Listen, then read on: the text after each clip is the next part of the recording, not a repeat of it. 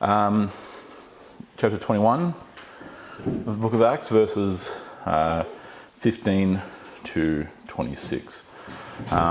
This is the beginning of a section that we'll ultimately keep following through, not just the rest of this chapter, but also the coming chapters as well, of this particular portion here, climactic portion in Jerusalem.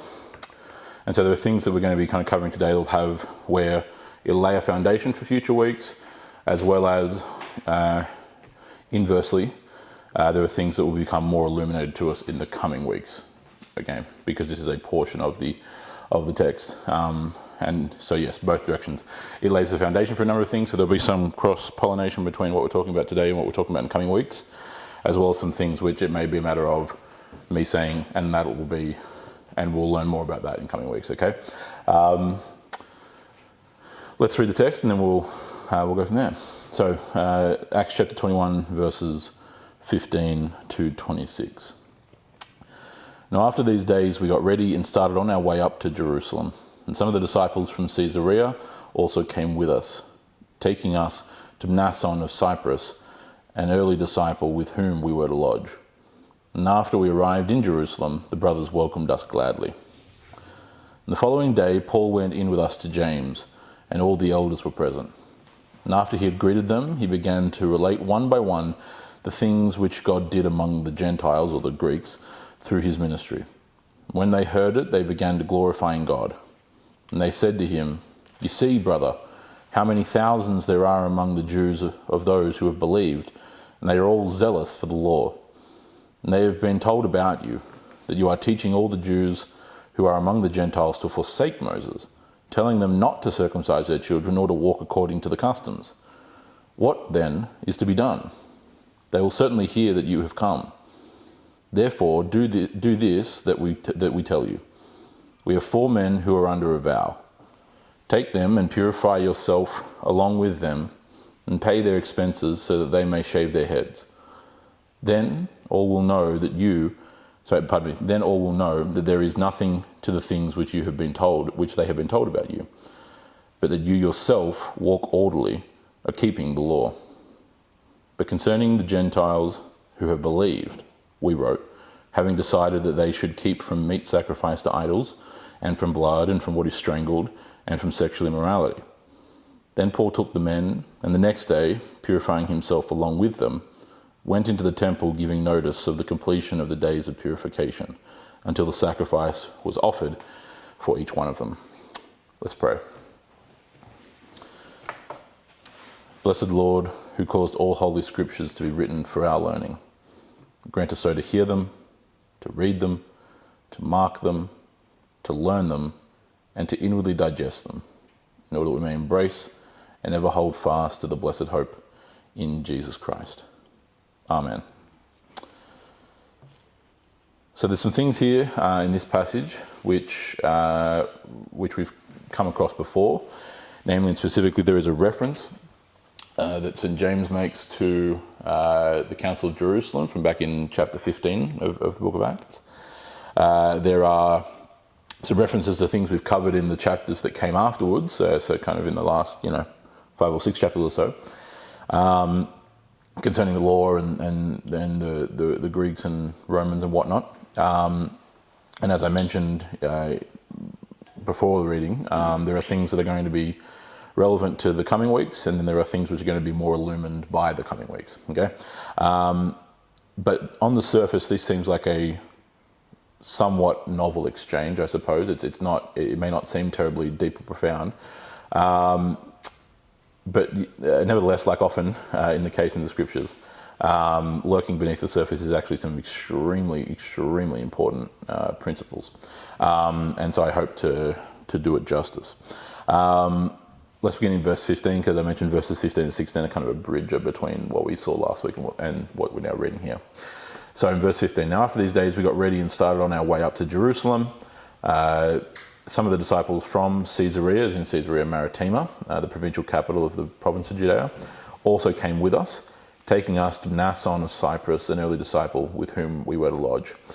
So keeping in mind, and this got mentioned maybe a fortnight ago or 3 weeks ago, this is all in preparation for Pentecost. Paul is borderline rushing to try and get back to Jerusalem for Pentecost.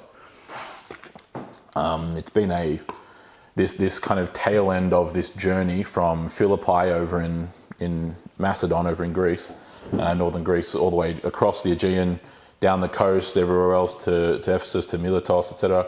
And then, of course, sailing across the eastern Mediterranean, past Cyprus, and then we've worked our way down the Phoenician coast. This journey has been about 36 days, roughly speaking. It doesn't get mentioned there in the text, but based on the geography, we can work out how long that would have been. And so he arrives, just in time, so it were. Pentecost being 50 days after Pesach, or what we now celebrate as Easter. And so, yes, they've arrived, relatively speaking, just in time, having traversed their way across the Eastern Mediterranean world. And they arrive here at Jerusalem. Now, again, the circumstances, I know some of you, of course, weren't here for when we began the Bible study. All the way back in Acts chapter 2, a lot of these things got explained, chapters 1 and chapter 2. But at Pentecost, one of the largest and most significant of the festivals, of course, in Jerusalem, you would have the city's population swell, 3, 4, 5 times over. Jews from all around the world. This is, of course, how Pentecost occurs, and you have this list given of people from both all around the Roman Empire and even beyond the Roman Empire. In those days, the Parthian Empire to the east, or from the tribes of Arabia and those lands, whatnot, who had arrived in Jerusalem, and of course that was an opportune time for then the event at Pentecost in Acts chapter 2 to occur. And all those ethnic Jews from around the world, many of them Hellenistic Jews as they're called, who were Greek culturally but Jewish ethnically, now became Christian. They became the foundation of the church in Jerusalem. And so we've had reference to them whenever we've kind of interacted with Jerusalem across the course of this book, okay? Here, many of the things that tie back to chapter 15 regarding the Council of Jerusalem and the disputes, which I'll explain again either for those who weren't here or for those who can't quite remember, which is all good. I will cover that as we kind of move through what those references are, okay, and what the issues at hand happen to be. But nevertheless, there is disagreements among scholarship as to what the population of Jerusalem was at this time in the first century. The tendency among historians is usually to always minimalize and kind of lowball the numbers, and usually just through pure skepticism more than anything else. Realistically, the population was at least 100,000, but I think more realistically, more like somewhere towards 250,000, roughly. Population of Rome was many times higher than that, and we can kind of relatively work it off of that to one degree. Why do I bother pointing that out? The population of Jerusalem in the first century being in the low hundreds of thousands at the time of Pentecost, and not just that, but other important festivals as well, Yom Kippur or for Pesach and so on, you would have multiple hundreds of thousands more than just that swell into the city. You wouldn't find any room in the city to dwell anymore, so you'd have giant encampment cities, so it were, temporarily spring up around the city, in the hillside and the countryside surrounding the city, and it would be a madhouse. And so that's part of why, and again, keeping in mind that this language, all the scenery here would have been very familiar to all the people who were first reading Luke's account here.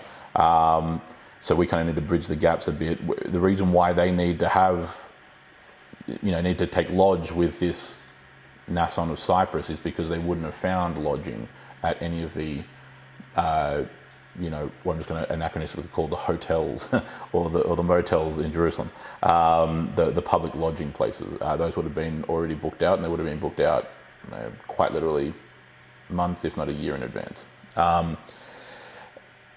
They need to then stay with him. This gives context for a lot of what's going to then come later on, where we've got massive crowds and essentially riots and a whole bunch of things that are coming up. There is a humongous amount of people here at this time of Pentecost, okay? And that informs why there's so much hustle and bustle and reference to crowds and kind of chaotic scenes we're going to encounter, because there's a massive amount of people in Jerusalem, which was normal. That was standard this time. But this is not a quiet time. Okay, this is everyone from around the world in regards to the Jews in Jerusalem. So from that, on that basis, let's go through verses 17 following. And after we arrived in Jerusalem, the brothers welcomed us gladly. So the Christians of the Church of Jerusalem. And the following day, Paul went in with us. So again, keep in mind here, Luke is of course still part of this story. The first person references. We arrived, he went in with us, etc. So Luke is eyewitness to all these things. The following day, verse 18, Paul went in with us to James. So that is the Apostle James, who's been essentially the founding leader of the Church of Jerusalem. Is this the James that is the brother of Jesus? This is James the brother, yes. This is James, yeah, James the brother, yeah. Yes, James the brother, not James, son of Zebedee. Yeah, okay, cool. Not the thunders of... The son of, unless I'm grotesquely misremembering, but I'm going to make sure I clarify.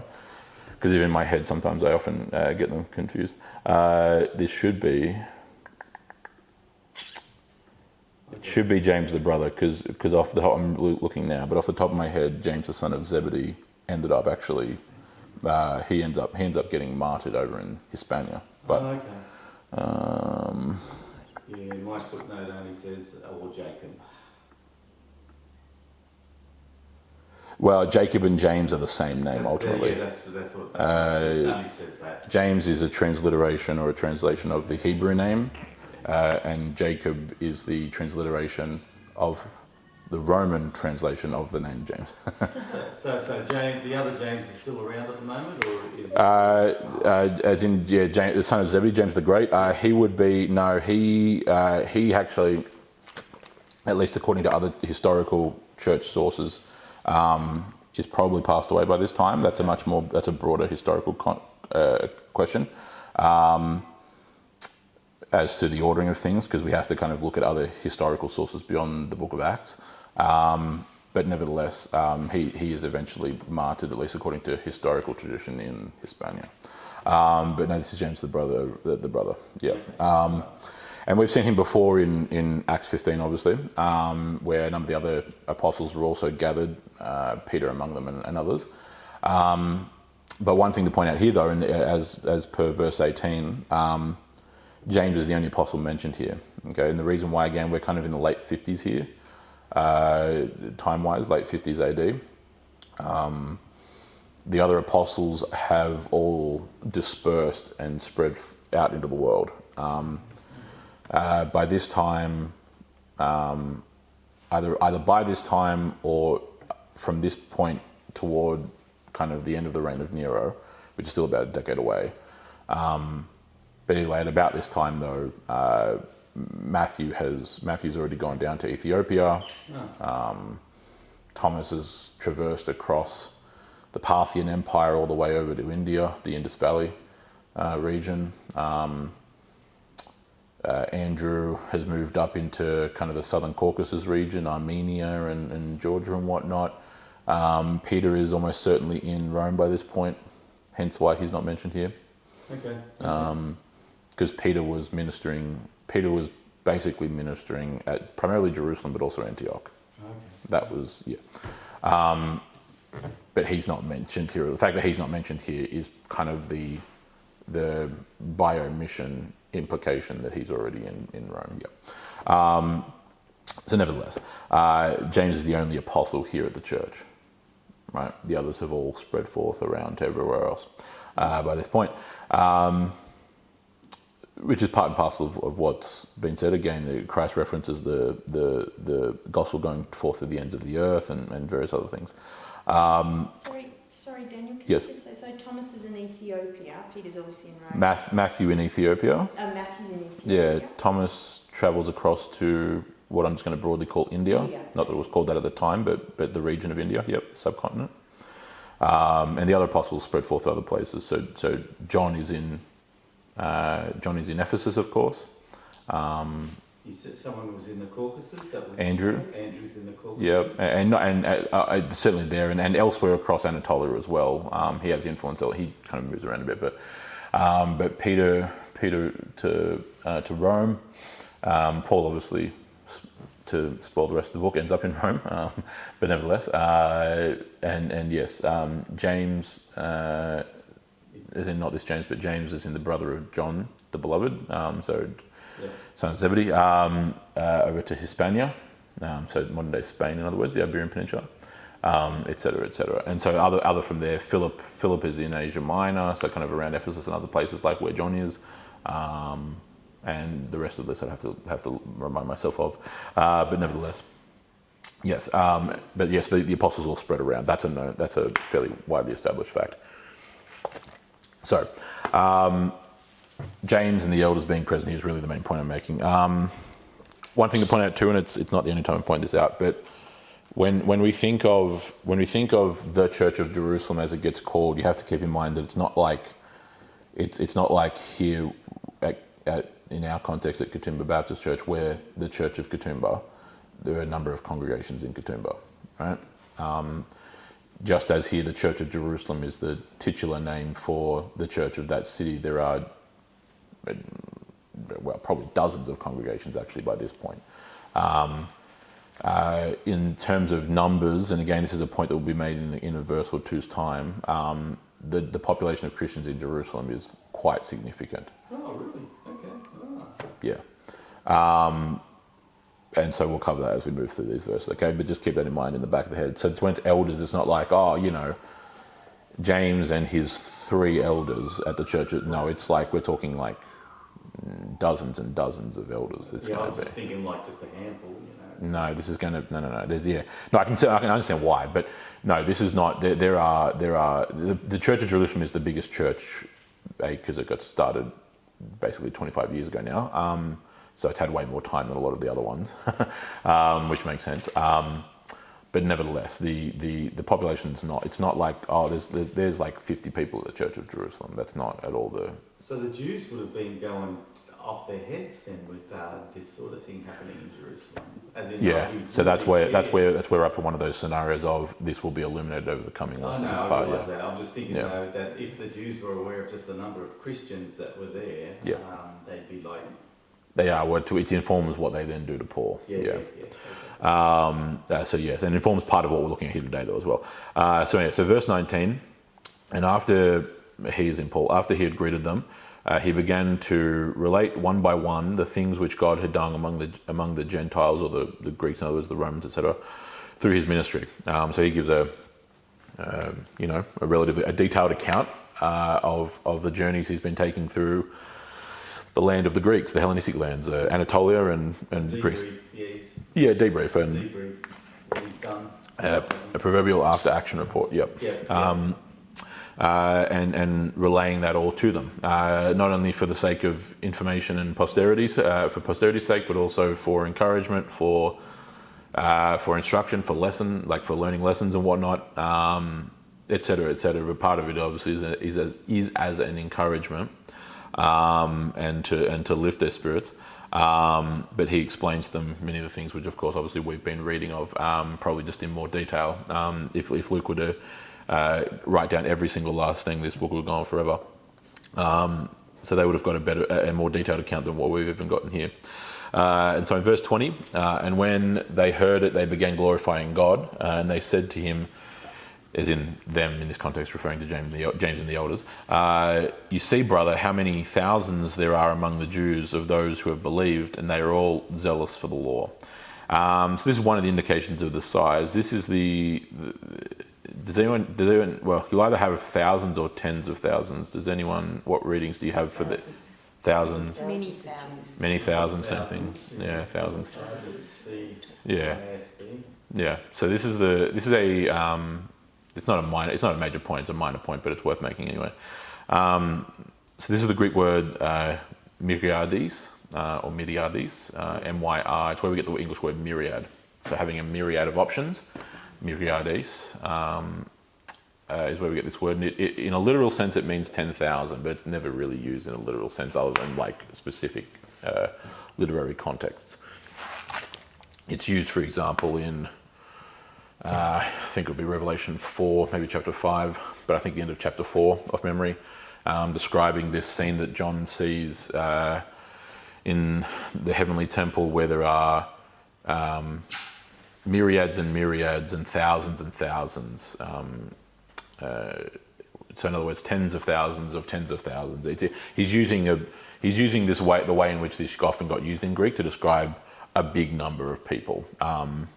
So this wouldn't be literally. It's actually in the plural. So it shouldn't necessarily be taken as literally 10,000 people, not 9,999 or 10,001. Like it's used almost universally, not always, but almost universally in regards to a large number. CEV says tens of thousands. Yep, that's a direct way of putting it too. Yeah, correct.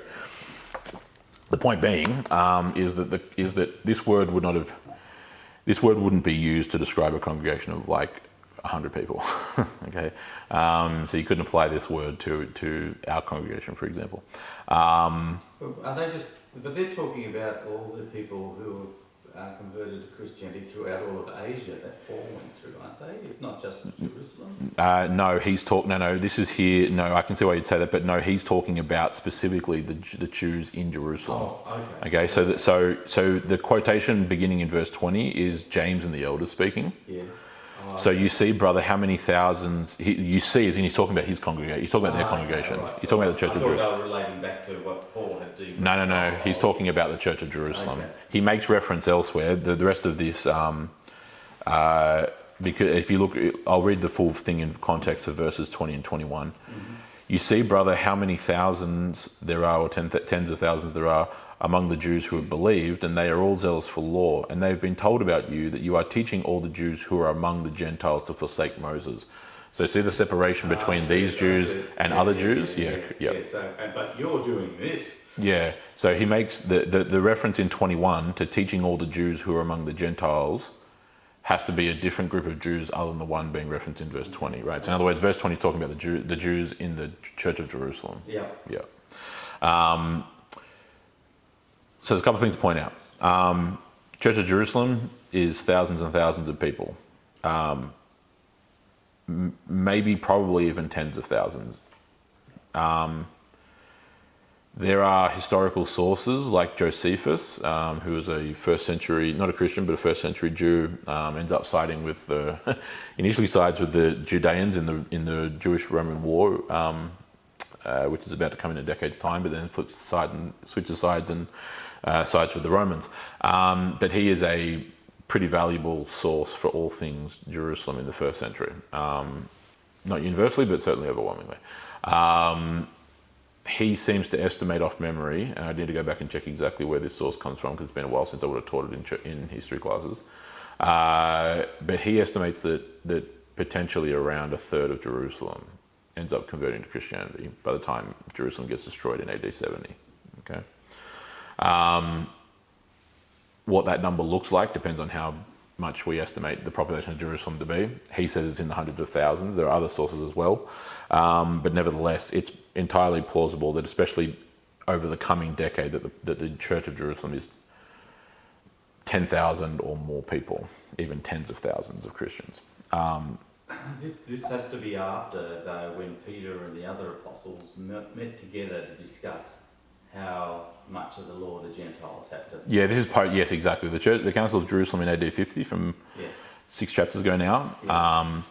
Yeah. There's a lot of growth, massive amount of growth that takes place between that time and what we then see from other historical sources by the time you get to kind of the late 60s into 70 AD, yeah. But from my memory, and I'll have to go back and read, didn't they say, well, it doesn't really matter if you, what you eat? And yeah, and that's a big portion of what we then, that's definitely part of the conversation that this passage is absolutely having. And yet they look like they're going back on that, saying, yes, it does matter, we've got to be... Yeah, so the context of this, I'll illuminate as much of the context here as I can today. Part of it will be in coming weeks, but certainly the basis, the foundations are going to become important to us here today. Yeah, good point. And so that'll be illuminated by this exchange of this dialogue, which happens across the rest of these verses. So, one thing also to point out just in verse 20, before continuing with the rest of the context, is their reference to him as brother. that might seem either obvious or even trivial. It's actually not. Going back to chapters, and again, I know some of you weren't here for this portion, but in earlier chapters around the conversion of Paul, there is a lot of skepticism early on as to the veracity, or certainly the genuineness, I suppose you'd say, of his conversion. It's a trap. Yeah, that extend more than just 5 minutes. Like it's years of very sketchy trustworthiness. Yeah, not on his part. I mean, in terms of willingness to trust is what I'm talking about here, right? They do, but they do it very much in a cautious trust. It's a trust but heavily verify type of position. Trust but verify, and so Paul, even to this point now, though, this has been 20 years, over 20 years, basically, about 20 years, and a little bit more since his conversion, right? So he hasn't been a Christian for just 5 minutes. There are still significant, depending on where we're talking about, right? But we've seen it come up through Acts, and I've kind of pointed out as we've gone along to one degree or another. But there are still questions of trustworthiness and veracity that still exist primarily among the ethnically Jewish Christians about Paul, okay? Primarily. Part of it is just kind of the lingering kind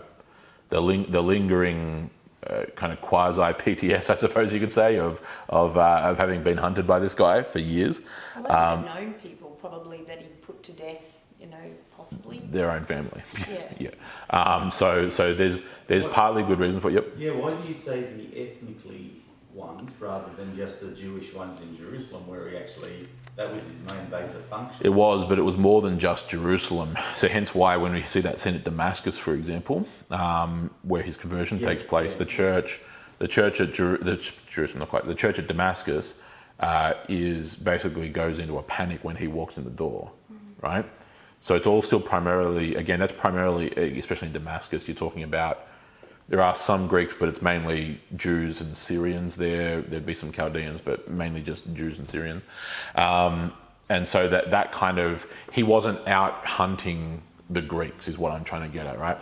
And so it's something that exists within, because of that historical context, within the Christians in Jerusalem and broader Judea and Samaria and everything else here, that was not a problem in Ephesus. Right?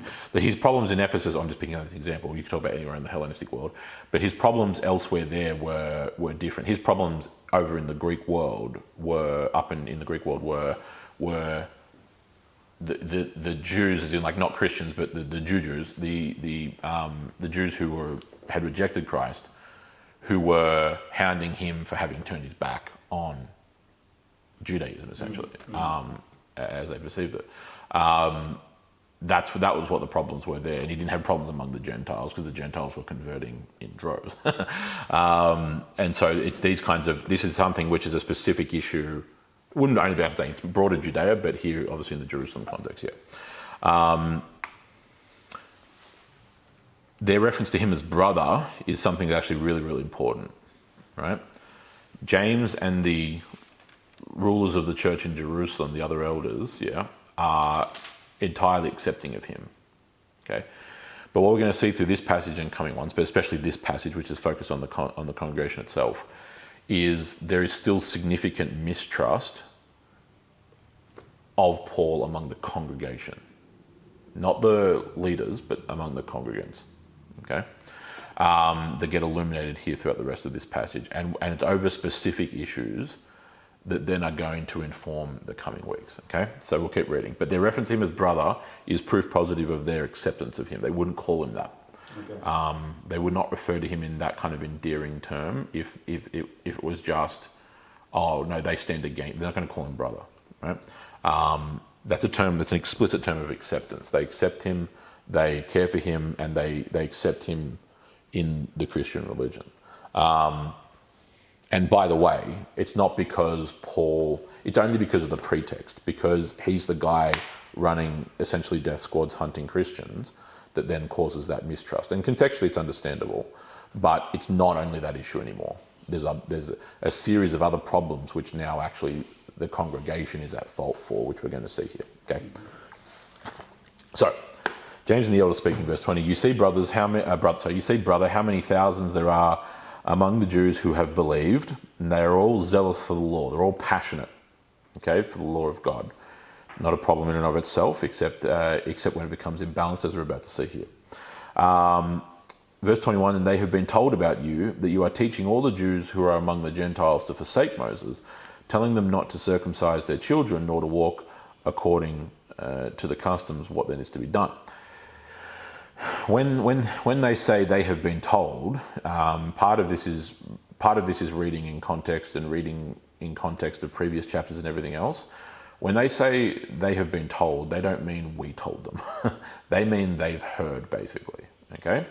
And the people they have heard from are, of course, the exact same people who have been assailing and constantly combating and troubling Paul elsewhere, which are the religious Jewish leaders in all the other cities, right? They have been told by, in this case, in regards to specifically, they've been told that you are teaching the Jews who are among the Gentiles to forsake Moses, the law and everything else, right? Telling them not to circumcise their children nor to walk according to the customs, which are being held as synonymous here, but they're not. So this is already part of the problem. They've been told that by the enemies of God. They've been told that by the unbelieving Jews, right? They're not implying that they, as in like James and co, that we taught them this. They're basically saying they heard on the grapevine that that this is what you've been doing, right? They're basically explaining to him the minefield he's about to walk into. That's essentially what's going on here. Okay, they've been told lies, spurious ones, and deceitful ones by the unbelieving Jews, by the apostate Jews, who have rejected God. The same ones who, keeping in mind that there are many people alive at this point who were there at the crucifixion of Christ, who were yelling, "Crucify him." Many of the Sanhedrin, many of the Pharisees and the Sadducees and the other religious leaders, many of the priests are still from that time as well. They've been told by the people who murdered Christ that this is what Paul's been doing, which he hasn't, not in context. So there's a couple of things to break down here. They've been told about you that you are teaching all the Jews who are among the Gentiles to forsake Moses. When it says forsake Moses, what that means is forsake the law. Okay, the reference to of Moses is a shorthand for the law itself, and not just the law. I mean all the teachings, but specifically and particularly the law itself. So when we make reference to the books of Moses, we're not talking about, or the writings of Moses. We're not talking about our book. We're talking about the first five. Okay, what we call the Pentateuch or the Torah, Genesis, Exodus, Leviticus, Numbers, and Deuteronomy, the first five books. Okay. Forsaking Moses is casting off all of those customs, all the laws, everything else. They have been lied to and told that this Paul is teaching them to abandon God, abandon the religion, and basically cast off any moral sense at all and moral laws. And there's no what that fully looks like. We're given a shorthand account here. But the short point is that this is not to be taken as true. These are lies, right? Because we've very clearly seen going through. It's the same thing with what Muslims are told about Christians today. You know? Yeah, correct. Yep. Yeah, and yes, there are. Yeah, exactly, and a whole host of other things. It's the same as it's just what human beings do and who human beings are. It's often easier when we've entrenched ourselves in a particular belief set of some kind that happens to be erroneous or incorrect in one form or another. If we're not careful and we're not disciplined in our mind, if we're not disciplined in our thinking, we will almost basically accumulate information and facts, I say that in inverted commas, that only serve to confirm what we've already decided is correct. Okay, it's just one exercise in what we call confirmation bias. which we suffer today when no doubt. Everyone, computer algorithms and that they build on confirmation bias. You just see things that prove your own theory. That prove your own preconceived idea. Yep. And human beings are susceptible, and on one issue you may not be susceptible to it, and another it's just what happens. I think YouTube thinks I'm raw and redneck though. Yeah, correct. Yeah, sure. Yeah. Well, that's partly what internet algorithms are based on for search engines. They are designed to, by definition, designed to tailor search results and content and everything else, from social media to YouTube to Google searches to whatever, toward not only what it perceives as your particular preferences, but also what it perceives as the preferences of those connected to you, family, friends, your local community, whatever you haven't involved in with churches and sports groups or this and music group, whatever. And it ends up largely becoming one exercise in confirmation bias. Largely, it's almost infused, and that's half the problem. But nevertheless, it's probably the worst in history of confirmation bias. Certainly, in terms on a mass scale, for sure. Partly just due to the accessibility element, in terms of the tech, for sure. But it is not. But it is something that human beings have. It's part of the human condition. It's part of the problems that come with sin. And so what that means is we actually have to be very disciplined in our thinking. We have to discipline ourselves. It does take discipline. It takes discipline to commit to objectivity, irrespective of what it may cost oneself emotionally or otherwise. Does that make sense? We do these kinds of things, and we've only just touched on it now, we're going to get into it now. But we do these kinds of things of confirming what we already believe and not going through the rigor of actually testing whether that piece of information is true, because it's much more emotionally or psychologically comfortable, right? We don't like cognitive dissonance. In other words, the kind of canyon that exists between what we currently believe versus new information being presented to us that's contradicting what we believe. And that information might be incorrect, by the way. It's entirely possible that the information you're being presented with is incorrect and what you currently believe is true. The thing is, though, you can't assume that, right? And so what happens when people assume that is that whenever anyone tries to correct them on whatever it happens to be, trivial or important, everyone else is wrong except for you. That's what ends up happening, basically, right? What keeps that canyon between your erroneous belief and correct information, what keeps that chasm in existence is pride, and what allows you to cross that chasm is humility. Nobody ever questions their own judgment. No, and people should, and part of growing in humility is growing in the ability, not only the ability but the frequency of doing it. Not because it's entirely possible you're right. The thing is, it's not assumed, right? And things change. More information can come to light, depending on the subject, especially on things that are a fluid subject, especially if it's something going on in the present, right? Absolutely. That's why the whole modern phenomenon of and I think we've even referenced this in weeks past off memory, of geopolitical crises, wherever they happen to be in the world, of the immediately people jump onto one side or the other like 5 seconds after finding out about it. And I don't care whether that's blindly posting a Ukrainian or a Russian flag, or an Israeli or a Palestinian flag. It's the immediacy of you can't have done any critical thought inside of 5 seconds. You may have done a lot beforehand, and that can absolutely happen for sure. So I'm not discounting that necessarily. But that's not what's going on by and large. Largely, people are basically acting like computers where they just simply blindly go along with X, Y, or Z. And you try to say something that's like, well, hold on, let's be reasonable here. Yeah. There's no goodies or baddies. We've just got baddies and baddies. Which is entirely possible, yeah. Yes. But this is even that basic point, the basic presumption that there must be a goodie and a baddie. Yeah. So it's entirely possible that it could be. Isn't it? It's very Hollywood, but it could be. So this is my point about presumption. Yeah. So your initial presumption could absolutely be correct, and you're gonna see how this is relevant to what we're talking about today. Your initial presumption could actually be correct. But if you don't test that concept, so if you take a viewpoint or an opinion or whatever happens to be, or even a proper, like a full-blown belief about a given subject or event, what it happens to be. It's absolutely possible that your initial conclusion that you've arrived at is accurate. But then if it's just simply a matter of, and then you get presented new information and you ignore it because you've already decided what you want to be true, that's not walking in truth. That's not being truthful. And it's more than just simply personal moral piety. It's actually a demonstration of how committed you are to the one who calls himself the way, the truth, and the life. When we behave these kinds of ways, and I know this might seem like I'm blowing it out of proportion, but it's really not. It's usually just the fact that we undersell it in our culture. That's the issue.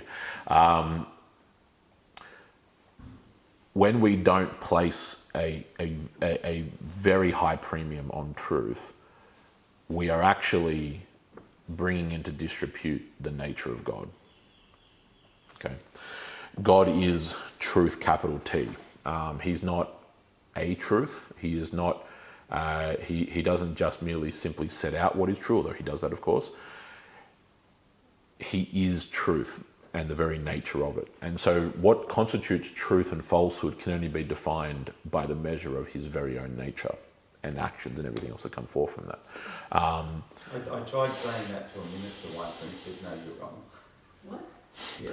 Well, yeah, I would say that surprises me, but unfortunately it doesn't these days. And that's not, and I say that sadly, not joyfully.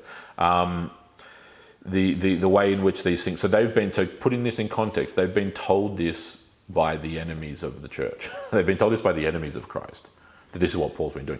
And even the internal logic, by the way, doesn't make sense. And this is usually a good indication that what someone's telling you is not true. If it's not even, when I say internal logic, I mean, if the story in itself isn't consistent, then that's usually a good indication that it's a lie, Also, either in part or full. Yeah. Also, if there's an us and them element to it. Certainly in a immediate dogged sense, yeah, it could absolutely be that 100%.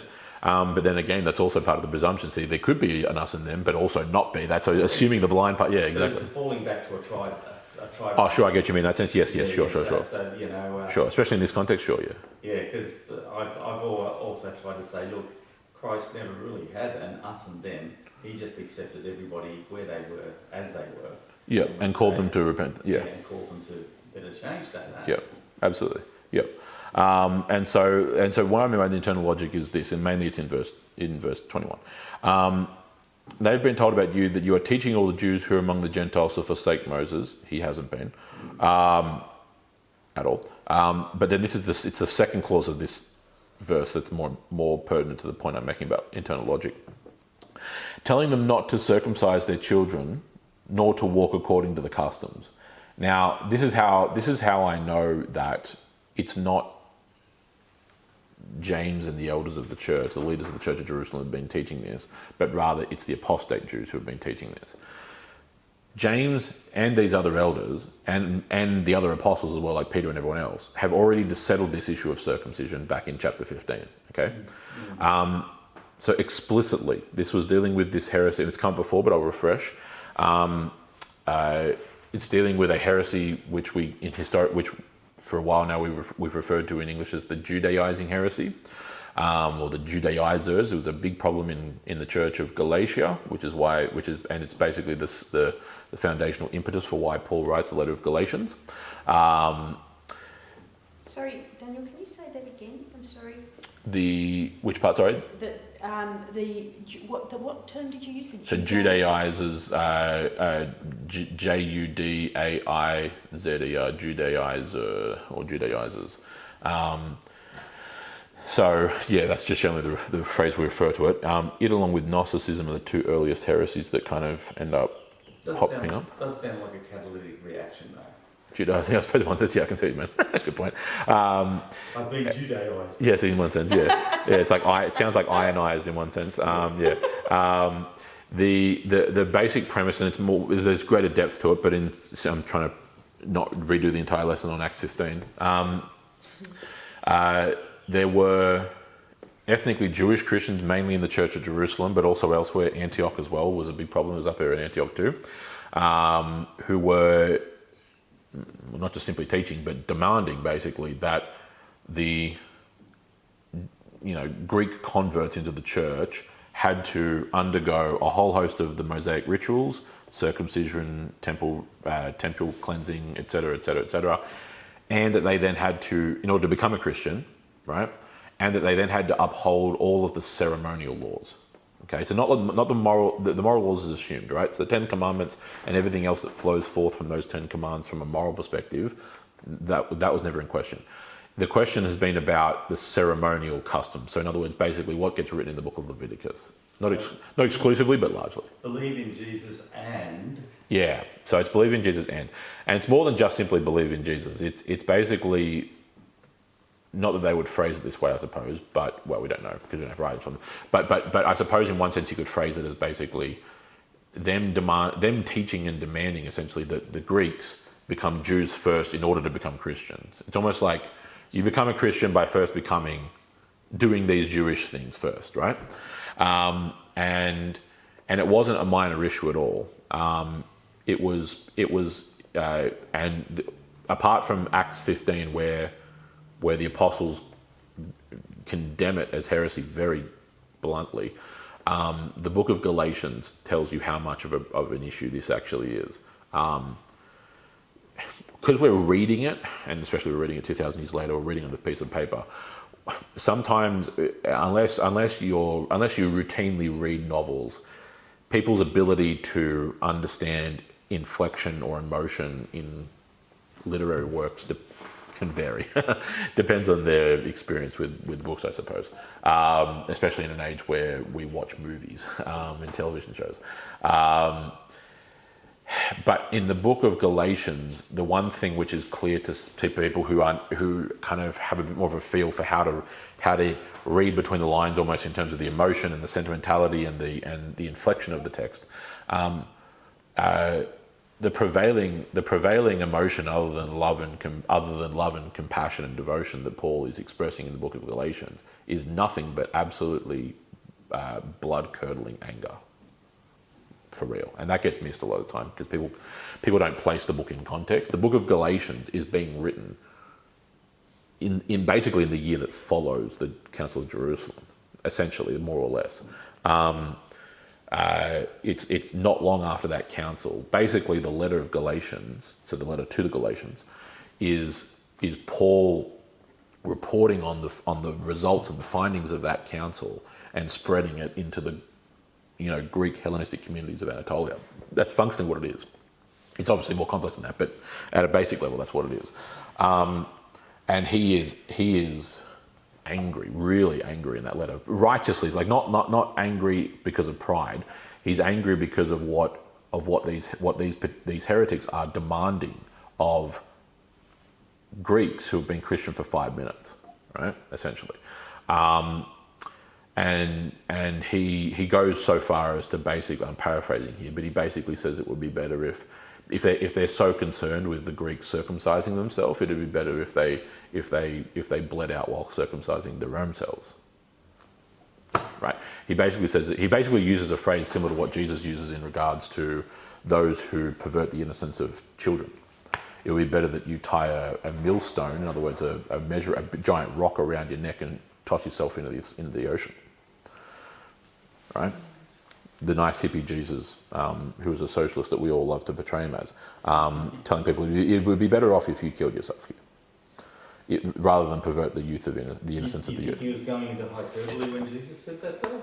Oh no, there's an element of hyperbole, right? He's using a figure of speech, right? It's very clearly a figure of speech. Yeah.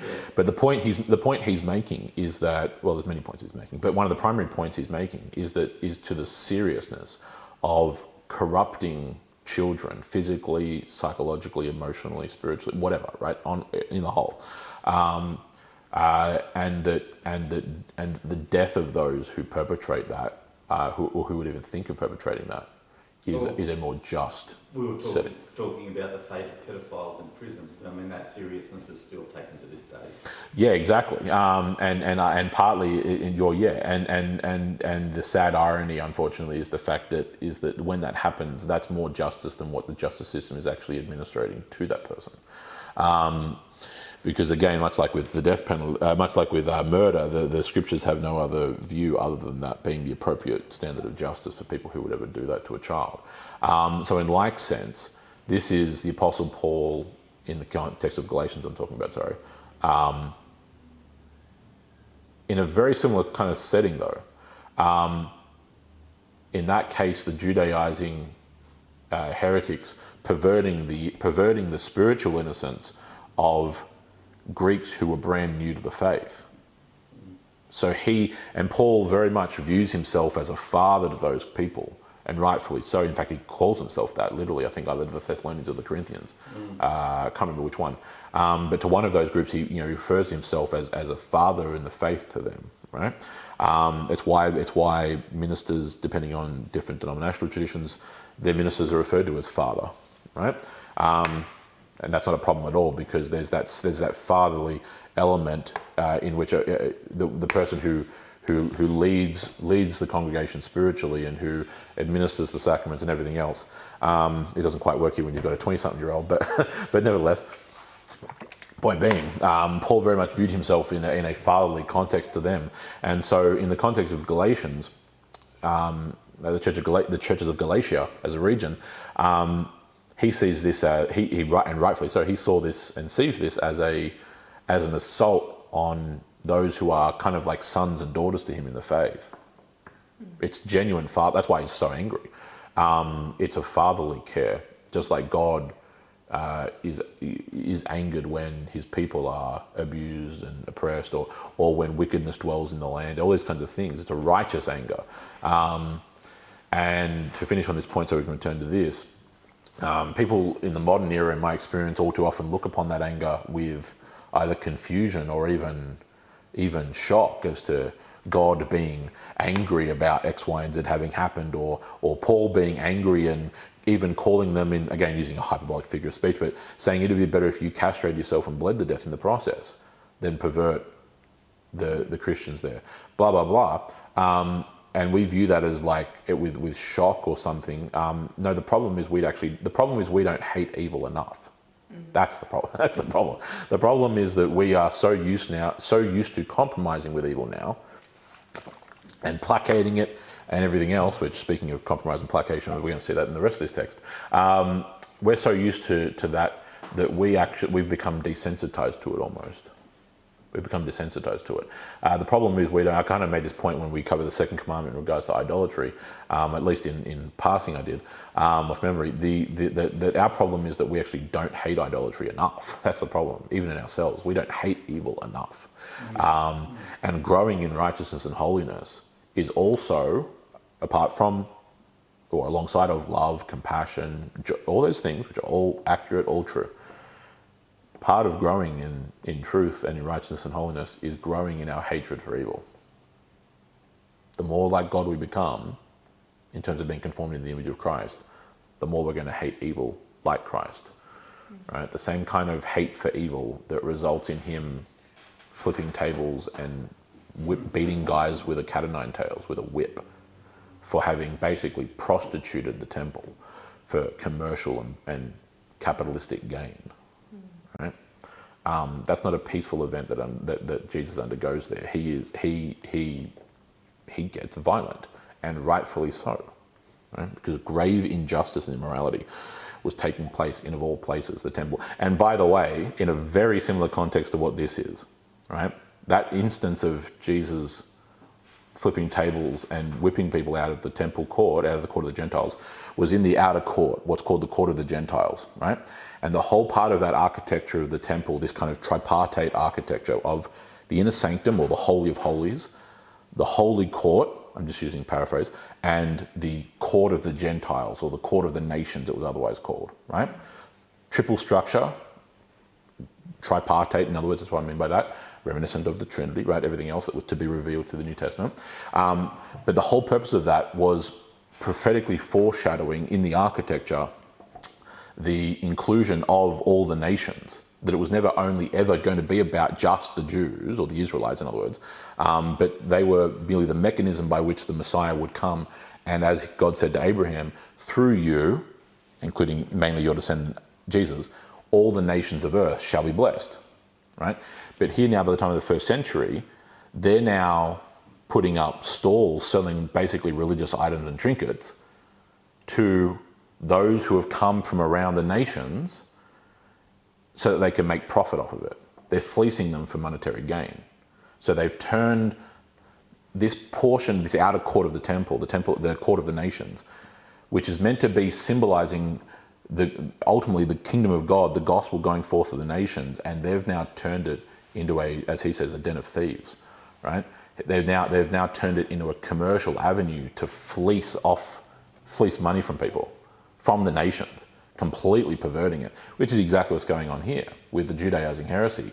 It's Jews who have converted into Christianity, but who have then fallen into this heresy, especially if some from Pharisees, which gets mentioned back in chapter 15, who are then basically perverting the mechanism for entry into the kingdom of God for the nations.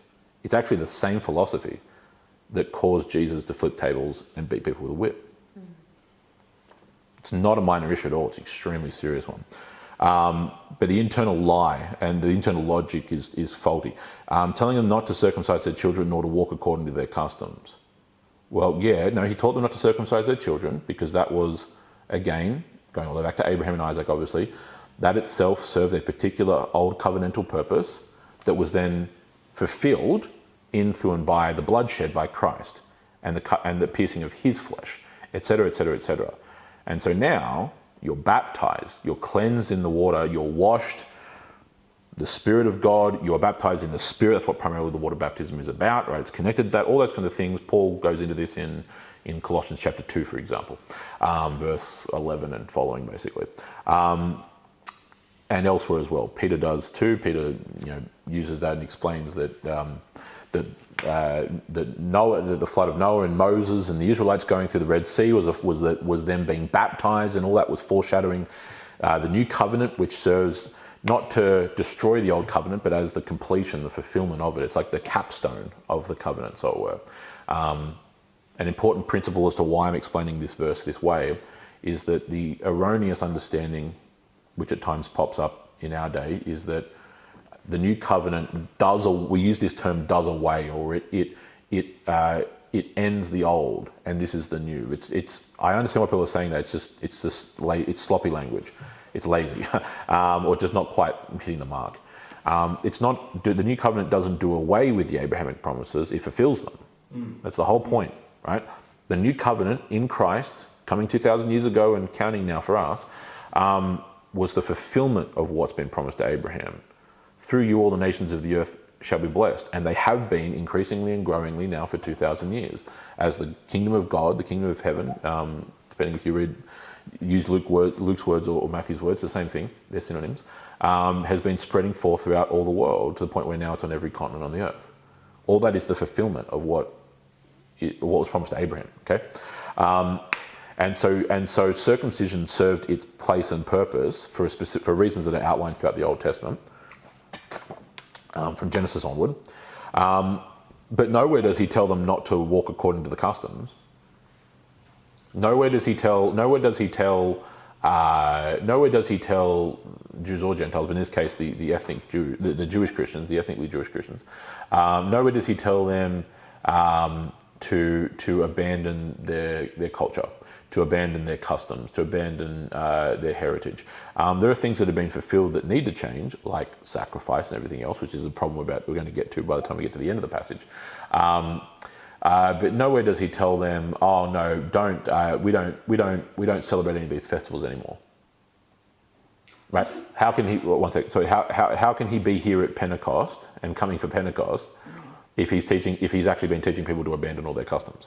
That makes sense. Yeah. Go ahead. We can see the motivation of the money changers in the temple was greed. Yeah. Okay, they just wanted to get. Yeah, that's specifically absolutely just greed. Yeah, pure greed. They were just gouging everybody there. You cannot participate in temple festivals unless you buy our special pigeons. Yeah. Our special pigeons and trinkets. Yeah. Yeah. But here, I'm a motivation sort of oriented person. Yeah. What's the motivation for trying to force these people to be to be Jewish. Yeah. So there's a spectrum. So it wouldn't be one singular reason. It would be even just logically alone and evidentially there would be a spectrum of reasons. One would be, and this is the case primarily of the congregation, I would probably argue this specific instance of the Church at Jerusalem, I would argue is going to probably lean more on the first than the second of these ends. But again, it's a spectrum, right? I'll explain it and then I'll think place where I think they are. One is just genuine misunderstanding and lack of knowledge, right? So not understanding how the new covenant has fulfilled the old, right? Not abrogated, again, vis-a-vis Christ's words, think not that I have come to abolish the law, but I've rather come to fulfill it, right?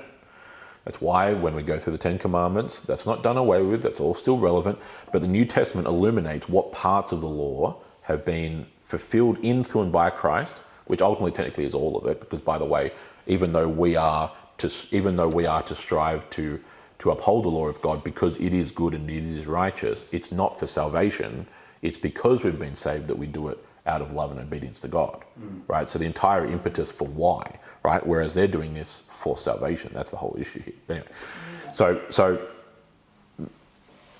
the least worst end of the spectrum is not understanding how the gospel has fulfilled, in other words, Christ has fulfilled the old covenant, okay? And particularly things like the ceremonial law, right, the book of Leviticus, etc. But the whole law as a whole. The Moses, that's the whole point of that short term for forsaking Moses, the Mosaic law as a whole. Okay? The other end of that spectrum is self-righteousness and pride.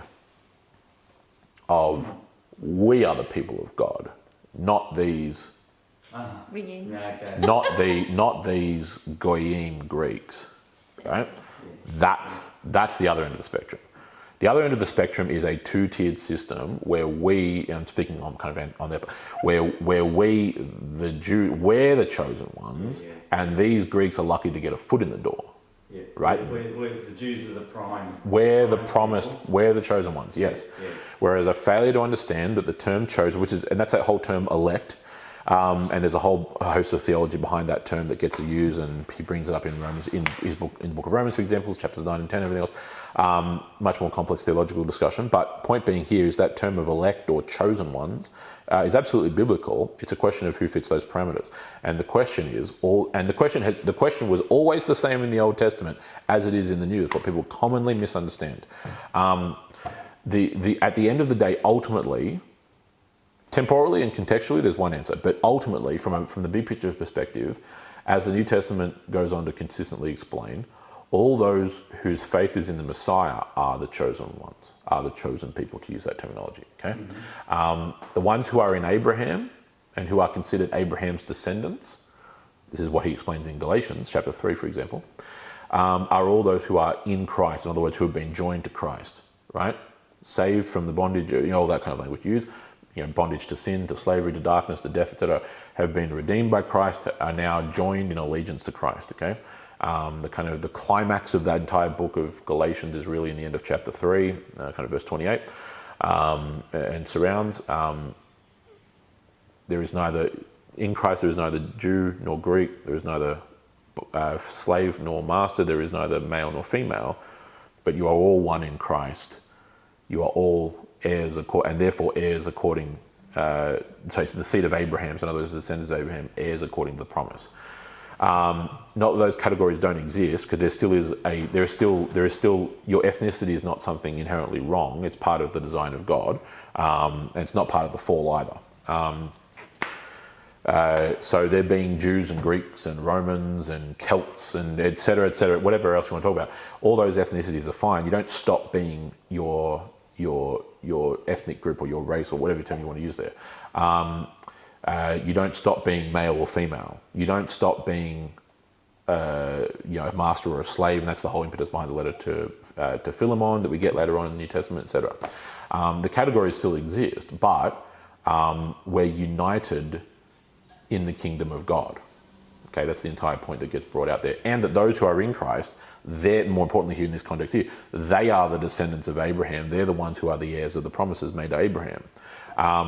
So if you're someone from the nations, if you're a Greek or a Roman or a Celt or whatever else who rejects the Messiah, you're not a descendant of Abraham. You don't inherit his promises. And all of the ethnic Jews would go, yes, obviously. Except what Paul is doing, and the other apostles, but in this case Paul, is turning that right around and applying it to them also. And if you're a Jew, ethnically, who rejects the Messiah, you're not the descendants of Abraham, and you don't inherit any of those promises. And that is the context in which all this takes place, because that's what they refuse to accept, and it's what they still refuse to accept to this day, sadly, and unfortunately, by and large. So, I often struggle with this in myself, that how much of my cultural heritage or my national thought gets mixed up in my Christianity. And I can see it in other people quite clearly in America. Sure, yes, fair point. But I don't say, it's just them. I think it's also me. I get you mean totally. Look, there's a blend. So it's not, this is the whole point that's getting made. It's why this internal thing's a lie. Because they're holding these two things synonymously. Telling them not to circumcise their children or to walk according to their customs. Well, yes to the first, but no to the second. He hasn't taught them that. That second part there, he's never said anything about that. So he's never said, stop speaking Aramaic, which is what they spoke at this time. They weren't speaking Hebrew, outside the priests at least. He never said, stop dressing like a Jew. Stop living a Jew. No. He never said any of that. He never said don't uphold your own ancestral customs and traditions. The things that have been fulfilled need to stop, like sacrifice and everything, blah, blah, blah, and circumcision, again, like all those kind of things. But the circumcision no longer serves the purpose it did in the Old Covenant. But even relatively speaking, he hasn't actually told nowhere in this book of Acts, by the way, have any of the Jewish Christians ever actually been told to not circumcise themselves on a technical level. It's in relation to the nations, the other nations. Yeah. But even still, they don't need to do it. But my point is, that's not my point. My point is, before you even get to that secondary point as to whether they should or shouldn't, my first point is, that's never been a point of discussion. Like, no one has ever... So the accusation that he's even told them to do that... Now, I know that's the reference here. You've been telling the Jews who live among the Gentiles to forsake Moses. No, he hasn't. Telling them not to circumcise their children... That's half true, but that's not the whole story. And to abandon, nor to walk in the custom, nor walk according to the customs. In other words, no, he's never said that. So this whole thing is completely incorrect, by and large. It's like there's an element of truth in regards to circumcision, sort of, depending on what context you're talking about. Well, the best lies start off with an element of truth, and then there's like an element of a kernel of truth, and the rest is hogwash, right? Yeah. So the point on your, before I move on, the point to your question, look, there is going to be a natural, when people convert to Christianity, when the Greeks convert to Christianity, who are by and large among the first ethnic people among the nations to convert, they don't stop being Greek. They don't need to stop dressing like Greeks. They don't need to stop talking Greek. There's nowhere, for example, like the real Christians speak Hebrew, and that's no.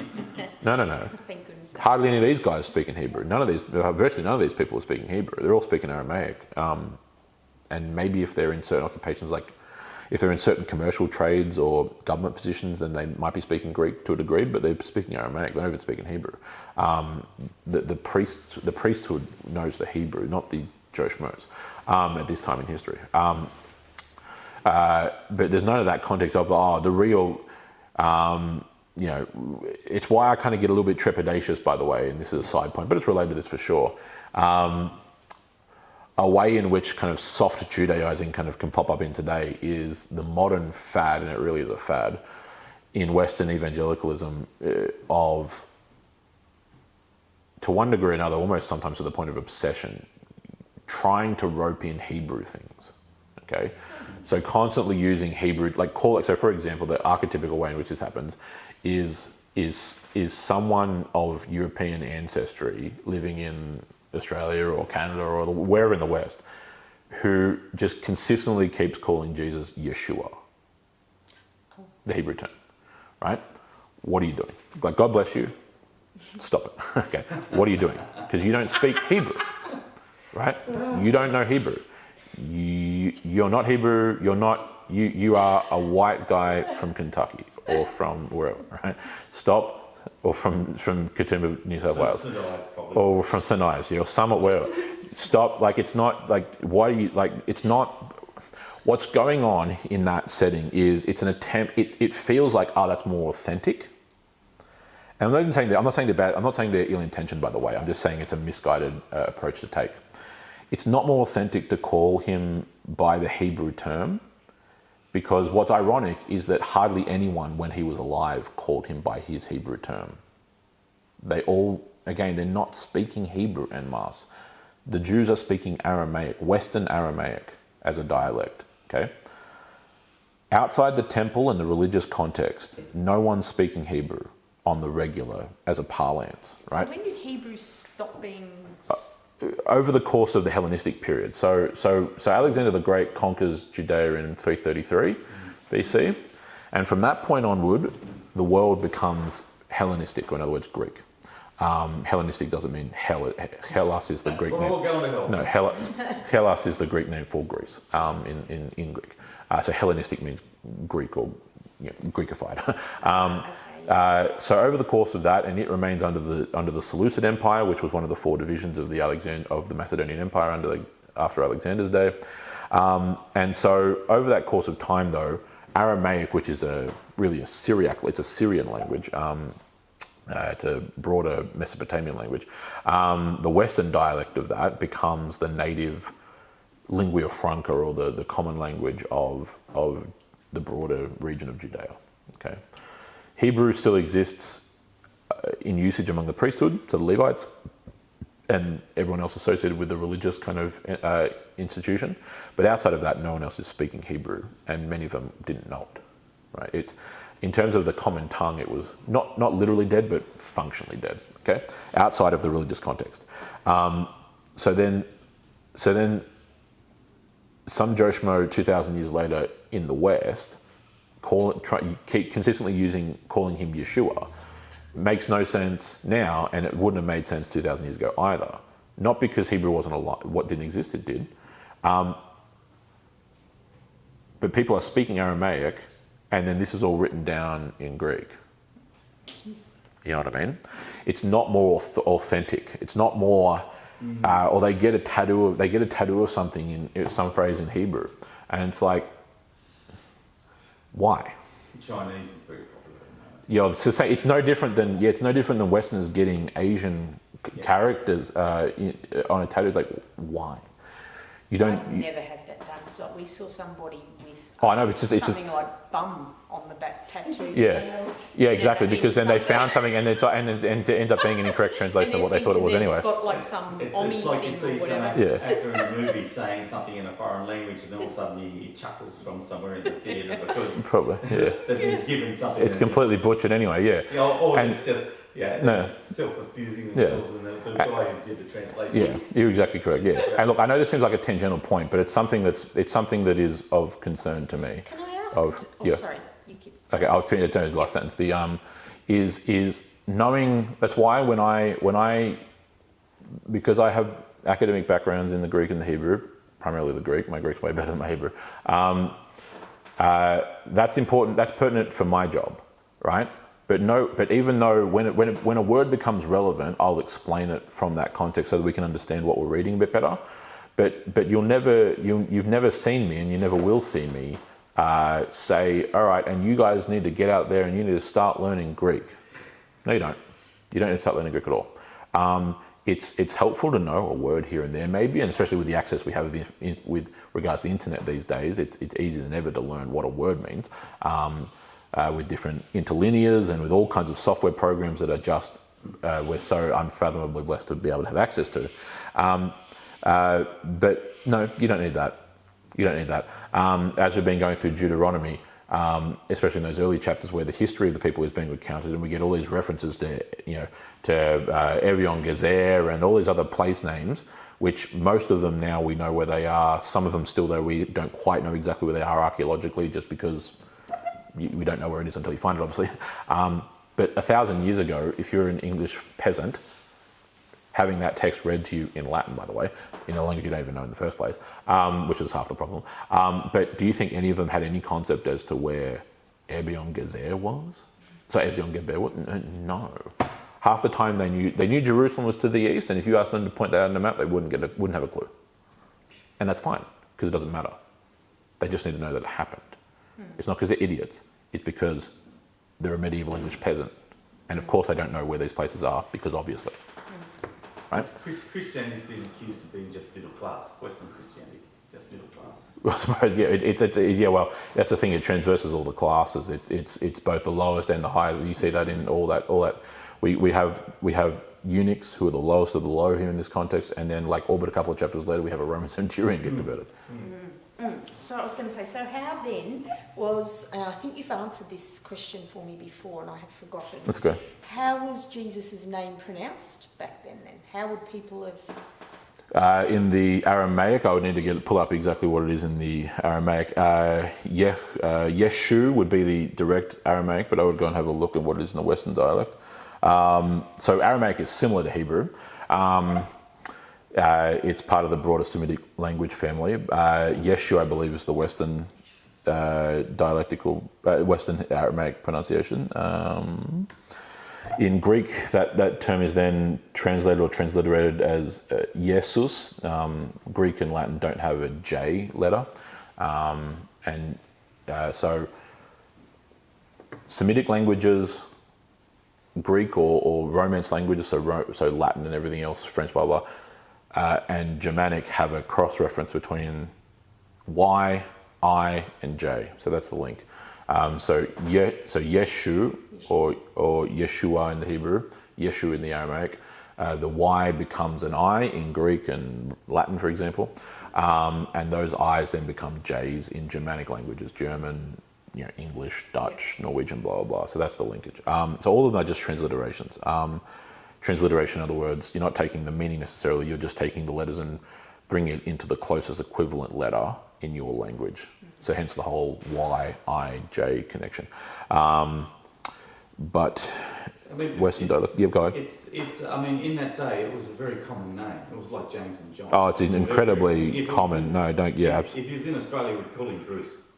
Almost in many sects, yeah, it would be super common. It was, yeah, very, very common. There are other names that were more common, but yes, it is. It was a very common name. It's the same. Ultimately, it's the same root name as Joshua, Yeshua, and Yehoshua. They both mean the same thing. God is salvation, or God saves, but God is salvation. That's what that name, functionally speaking, means. And so it's why, Jacob and James, which I mentioned earlier, are the same names, just from two different directions. James from the Hebrew, and Jacob from the Latin. I'm just curious, I wonder why some cultures, like in South America, and they call their children Jesus, you hear. Yeah, Jesus. We don't do that in the West, do we? Yeah. No, it was a Spanish. It became a Spanish custom, and so Jesus, as pronounced in Spanish, just becomes It doesn't develop in other languages. For whatever reason, the Spanish did develop that custom of naming them in honor of Jesus. There's nothing wrong with that, because that's the thing, is that Jesus, as in Jesus, the Jesus, would have known dozens of Jesuses. Jesuses, yeah. On names for Jesus, was it the shepherds that were told, you'll call his name Emmanuel? Yeah, and so that's harkening back to words given to Isaiah.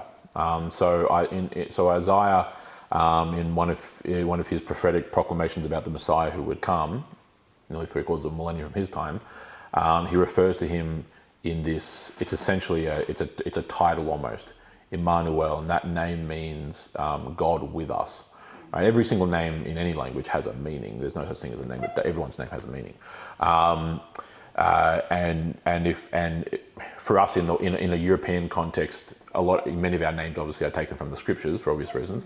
So John and James and everything else, those are all English names of the original Hebrew names. Yeah. So in the case of that the reason why his name will be called Emmanuel, and then we get to the New Testament and they call him Jesus, this can't be him, is a failure to understand what the purpose of that was. Yeah, the purpose was about the meaning of the name, God with us, because he would be God in the flesh, right? So it's almost like a title, but the whole the issue is not about, his name on the birth certificate, quote unquote, will be Emmanuel. The meaning of that word, of that name in Hebrew, Emmanuel, would be, is God with us. Yeah, because we never see it again in the New Testament. Other than the reference in Matthew or Luke, or wherever it is, which one of them, I think it must be, maybe it's in Luke, whichever one it is, all that is picking up on that word of from back in Isaiah's day. And it's really, it's like a title, it's a descriptor of who the Messiah is, God with us, because he's God in the flesh, which is pretty incredible to think about, because that those are all the Old Testament kind of things where, where's the Trinity in the Old Testament, or where's this concept of God the Father and God the Son? Well, that's where you're getting those glimpses of it. Yeah, good question. So let's continue on this, right? So verse 22. So there's a big problem there in verse 21, but more of it will become apparent here through these verses. So verse 22. What then is to be done? In other words, what's the solution going to be here? Okay. And this is from the elders. Yeah, this is all still James and everyone else speaking, right? This is still the rules of the Church of Jerusalem speaking. What then is to be done? They will certainly hear that you have come, right? In other words, our congregants who have fallen into the Judaizing heresy are going to hear that you've arrived, and they're not going to be happy because they already don't think don't think he's legitimate anyway. But that's a whole other issue. Therefore, so verse 23. Therefore, do this that we tell you. We have 4 men who are under a vow. I'll come back to that in a minute. Take them and purify yourself along with them, and pay their expenses, so that they may shave their heads. Then all will know that there is nothing to the things which they have been told about you, but that you yourself also walk orderly, keeping the law. This is where I need to bridge a bit of a gap that might exist in our understanding, or at least maybe we either haven't encountered before or haven't seen it in a while. And we don't have time to go into the full depth, but I can cover the basics of it that get us to more than enough understanding for this text. This vow that's being referred to is a phenomenon in the Old Testament, which we call the Nazarite vow. Okay, Nazirite, Nazarite vow. It comes from the root Hebrew term nazir, which means to be consecrated, but at its root form means to make a vow. Okay. It's explained in the book of Leviticus, chapter 6 it would be, off memory. Yes, Leviticus 6. And actually maybe it's Numbers. Let me go and check. I think it's Numbers actually. It's interesting that... Numbers 6, yeah, take that back. Numbers chapter 6, yeah. Under the Nazarite vow could not cut his hair. Yep. And yet under this one, they're supposed to shave. Well, I'll explain why. Yeah, I'll explain the context of what that applies into. So, it's explained in Numbers chapter 6. In essence, basically just verses 1 to 21 is where the core of it is. So Numbers 6, 1 to 21. And I'll paraphrase obviously, so we don't have to go through the entire chapter. The Nazarite vow was, in vast majority of circumstances, it doesn't come up often in the Old Testament, and usually when it does, it's actually in exceptional circumstances. But anyway, the context of it for the average person who would take it, and not many would because it was very demanding and arduous, you would take this vow for a set period. Whenever explicitly told, it could be weeks or months, it could be years. There are examples of anything else in between. There are even examples of lifetime, but I'll get onto that in a minute as part of the exceptions. And it was done for, again, depending on the person and the context, it was done as that term means, Nazarite, to be consecrated or to be set apart, to be separated. It was done as an act of devotion to God, again, for certain old covenantal reasons. And it involved a host of many ritualistic elements that accompanied it. So you would grow your hair out, so you wouldn't cut your hair. You would abstain from a variety of different things to maintain ritual purity. So you not only couldn't touch a dead body, you couldn't be near a dead body or dead flesh of anything, animal, human, whatever, anything at all. So in other words, cooking food was off the table for yourself personally. It would need to be done elsewhere. You couldn't. Not only could you not just drink wine, you couldn't touch anything associated with wine. So you couldn't touch grapes or raisins, anything else, etc. And it said a whole host of other things that went into the ritual element of that vow. And then ultimately, when you had reached the end of that period of however long the vow had been set out for, again depending on context, there's no specific limit, but could be weeks, could be months. There are times when it was years for people, depending on their purpose for doing it. The ritual would then end with essentially a ritual ceremony at the temple or elsewhere, and there'd be a host of sacrifices made. There'd be 3 main sacrifices of a lamb, so in other words, a young sheep, a ewe, a female sheep, and a ram, a male sheep, for atonement and for covering of sin and for a peace offering. And then associated with that peace offering, you'd then offer up 3 food items, essentially a basket of unleavened bread, a grain offering, and an oblation, so a cup of wine, which you hadn't been able to touch, of course, and then you'd drink that as part of the completion of the ritual. And anyway, a whole host of other things associated with it. Very arduous, very lengthy, very difficult to keep. And if you failed to keep it, you would have to shave your head and start over again. Okay, so there are examples in Hebrew history of.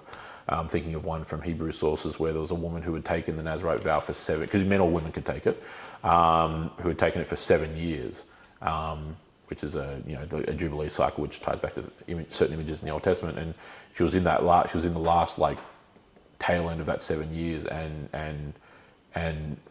came into contact with something that made her violate the vow, and so she had to start all over again for 7 years. Anyway, the purposes of it are for. Again, it's a whole lesson unto itself. I don't have time to go into, but the short explanation is that the purposes of it were for the important symbolism of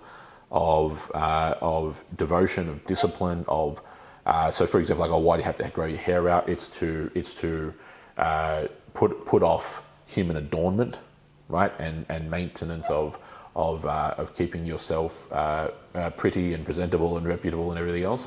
She likes to do it. Yeah. In many respects, they do these days. You're right. All the other things concerning the different sacrifices are imagery, of course, going into the sacrifice that will be made by the Messiah eventually. Blah blah blah. All those kinds of things.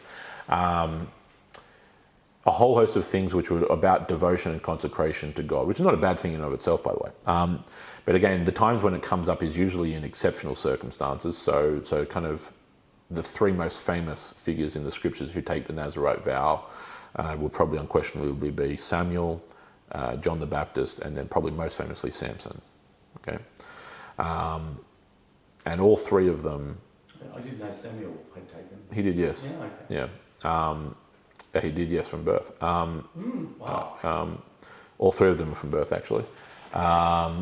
They're all consecrated through the Nazarite ritual by their parents, by their mothers specifically, in Samuel's case, and same with John the Baptist. So and all 3 of them again. So that's an exceptional circumstance. They do it for life. But again, all for a specific purpose. So that's why when you get to the story of Samson and part of Samson's story is the fact that he violates it left, right, and centre. He's having feasts where there's wine, and he's this and that, and he's in combat, and he and he's surrounded by dead men because he's on the battlefield where they go into town with donkey jawbones and with melee weapons and a whole host of other things. And he's on the battlefield all day, surrounded by death and by everything else. And so he breaks it left, right, and of course then most famously breaks it with Delilah, spills the beans and reveals what the source of his power is, and again commonly misunderstood what that means though. She then shaves his head in the middle of the night. He loses his strength from God. He's then captured by the Philistine, but the whole rest of the story plays out. But he has redemption in the end, of course, repents before God. God strengthens him once more, and he brings the whole corrupt temple of the Philistines down upon their heads in this kind of last stand sacrifice of himself. And so it ends well for Samson, praise be to God. But the point being is that the power wasn't some like, he grew his hair out and like the hair was the power. No. The hair was part of the Nazarite vow.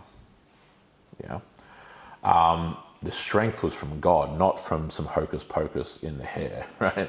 But anyway, the point being that the Nazarite vow was a specific custom, right, that ends with a number of sacrifices, ritual sacrifices, okay, that were all pointing forward to the Messiah. It was all perfectly good in the Old Testament, in the Old Covenant. Thing is here, as mentioned in verse 23, we have 4 men who are under a vow, under the Nazarite vow is what that's saying. Okay, it's a problem, right? It's a problem. Not necessarily. I'm not calling it a sin per se at this time, because you got to keep in mind, and we've explained this many times before. This period here, and I say this tongue in cheek, but also to kind of make a point, we're kind of in a twilight zone, right, between the end of the old covenant and the beginning of the new, where there's this overlap, right, between Pentecost and the destruction of Jerusalem in AD 70, that basically 40-ish year period roughly, where you have this crossover. Okay, there are things from the old covenant that are, what's the best way of putting it, dead but not buried. Let's just say that way. Yeah, dead but not buried. Okay. So that's why I've made this point many times before. That's why our hermeneutics, in other words, our method of interpretation, is so vitally important to learn and to grow in our understanding of. And one of those fundamental elements being that normative and narrative distinction, which I've explained before. Yep. So understanding the distinction between, is this particular portion of Scripture a universal principle that it's meant to apply across time, or is it describing a particular, in other words, normative, it's meant to be normal, or is it narrative, Jesus walking on water? Okay, that's a narrative element, not a normative one. Yeah, I've tried many times, it doesn't work. Yeah, you'll get very wet, right? And so same here. There are actually normative principles here, but the specific issue of the Nazarite vow is definitely a narrative one, not normative, right? For the point that, as I explained earlier, how does the Nazarite vow end? With ritual sacrifices getting made. But it's an image spin for Paul, essentially. That's what's going on here ultimately. Yes, you've found the lead. Yes, correct. And that's part of what ends up becoming the problem in the lessons that are going to come. Their recommendation, right, to Paul. This is the advice they're giving, and it's not ill-intentioned. It's not. They're legitimately trying to help Paul, because they've already called him brother. They accept him. The James as essentially bishop, and then the elders, the ministers there, they accept him. They're with him. They want what's best for him. The advice they give him, this is not a knock. Please, it's my whole point about being objective. As we're going to see in the coming weeks, this advice backfires. Okay, this advice blows up in Paul's face something fierce. Now, Paul cordons and manages that grenade so masterfully it's difficult to describe. Paul, over the coming chapters, especially the end of this chapter and the next chapter, you're about to see an absolute masterclass in almost in politics, let alone in how to handle attacks against your person. He humbly subjects himself to this really bad advice. He does. And partly this is to Paul's credit, which we'll get to more at the end, but Paul was very strong in his convictions, but Paul was also very clearly, and we've seen this already through Acts, but you see it come out in his epistles more so. Paul never wanted to cause unnecessary offence. He wasn't afraid to cause offence, because that's why he's the one who calls the gospel a stumbling block and an offence to the Jews, right? So he's not afraid to cause offence, but he's always cautious to not cause unnecessary offence. So this is why when he is, writing to Timothy and counselling him as like a son in the faith to him, one of the things he advises him of is, or he explains about himself is, I become a Jew to the Jew and a Greek to the Greeks. Okay, so when I'm around the Greeks, I don't go speaking Aramaic. I don't speak Hebrew. I don't do all the regular customary things. I can't. Sorry, guys, it's Saturday today. No. He's a Jew to the Jew and a Greek to the Greeks. Yeah, not because he's trying to manipulate people. It's so that he doesn't cause any unnecessary roadblock for people coming to Christ, to use that terminology. Yeah. The exact kind of roadblocks, by the way, which the Judaizers are putting up left, right, and centre, like a barricade of Fort Knox. But anyway, the issue here is that what we're witnessing in this passage, especially the rest of these verses, and then also in the coming weeks, is what happens when you actually placate the enemies of God. That's what's going to happen. Okay, so let's keep reading. We have 4 men who are under a vow. They've taken the Nazirite vow, but they haven't. Whether they haven't thought it through, or again because of the lack of. My whole point about that spectrum earlier between pride and religious arrogance at one end, and the better end, the better end being the lack of understanding, where I think they're probably at this end of the spectrum, the lack of understanding yet, right? Which again, the kingdom has been spreading for all 5 minutes by comparison to history, so I get it.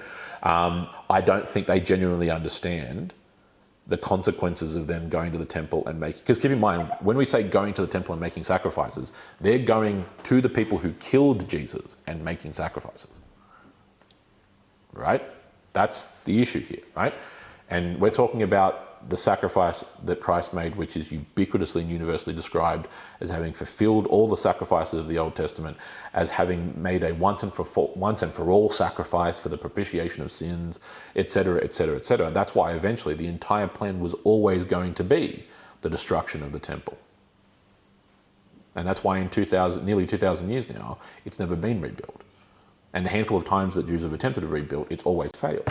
Because God will not have another temple built, because the temple of God, Jesus, already made sacrifice. And that sacrifice in the Holy of Holies, in himself, in his body, is then applied to those of us who are then being built up as living stones in the temple of God. Christians, right? The temple of God now exists in all the world, not on a single mountain in Judea, right? This is entirely the point that Christ makes to the Samaritan woman, right, at Jacob's well. In the Gospels, the time is coming, and indeed has now come, when God is looking for those who worship him in spirit and in truth, when God will not be worshipped on this mountain or on that mountain or in this singular fixed place, but God is to be worshipped in spirit and in truth. Okay.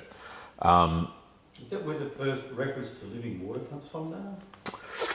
I want to say, yeah. So, well, certainly in the context of the scriptures, because the reference is coming from the Old Testament. But in terms of Jesus' words, I believe the Samaritan woman at Jacob's well is the first. Yes, that would be the first reference in the New Testament or the Gospels to living water. And he applies all that Old Testament language of living water, which was always in the context of a mountain. Words that go back into. Samaritans would have loved that. Well, so in many respects, yeah, sure, yeah, because the issue with the Samaritans at that time. Who were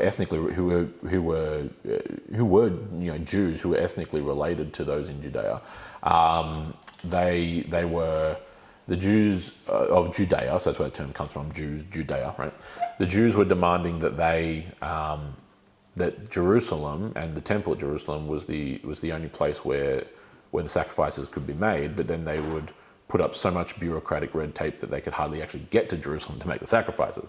So that's one of the things that she complains to Jesus about, and says, "Oh, you Jews demand that we come down to Jerusalem, and then you don't even let us into Jerusalem." Well, I'm paraphrasing, but you get the picture. And that's the whole impetus for the time is coming and has now come when God seeks those who worship Him. That whole phrase I mentioned earlier. And so, yeah. So the point being drawn in regards to this is that I think that they're on the lack of understanding. I don't think that they're being. Sorry, that's not true. Some of them would be. The bulk of them would not be, right? So some of them, for sure, absolutely would be the religious pride element, because that came up in Acts 15. But the bulk of them, no. I think the bulk of them is bad teaching, and they've been deceived, and they're heading down the wrong path on this issue. That's what I think the bulk is.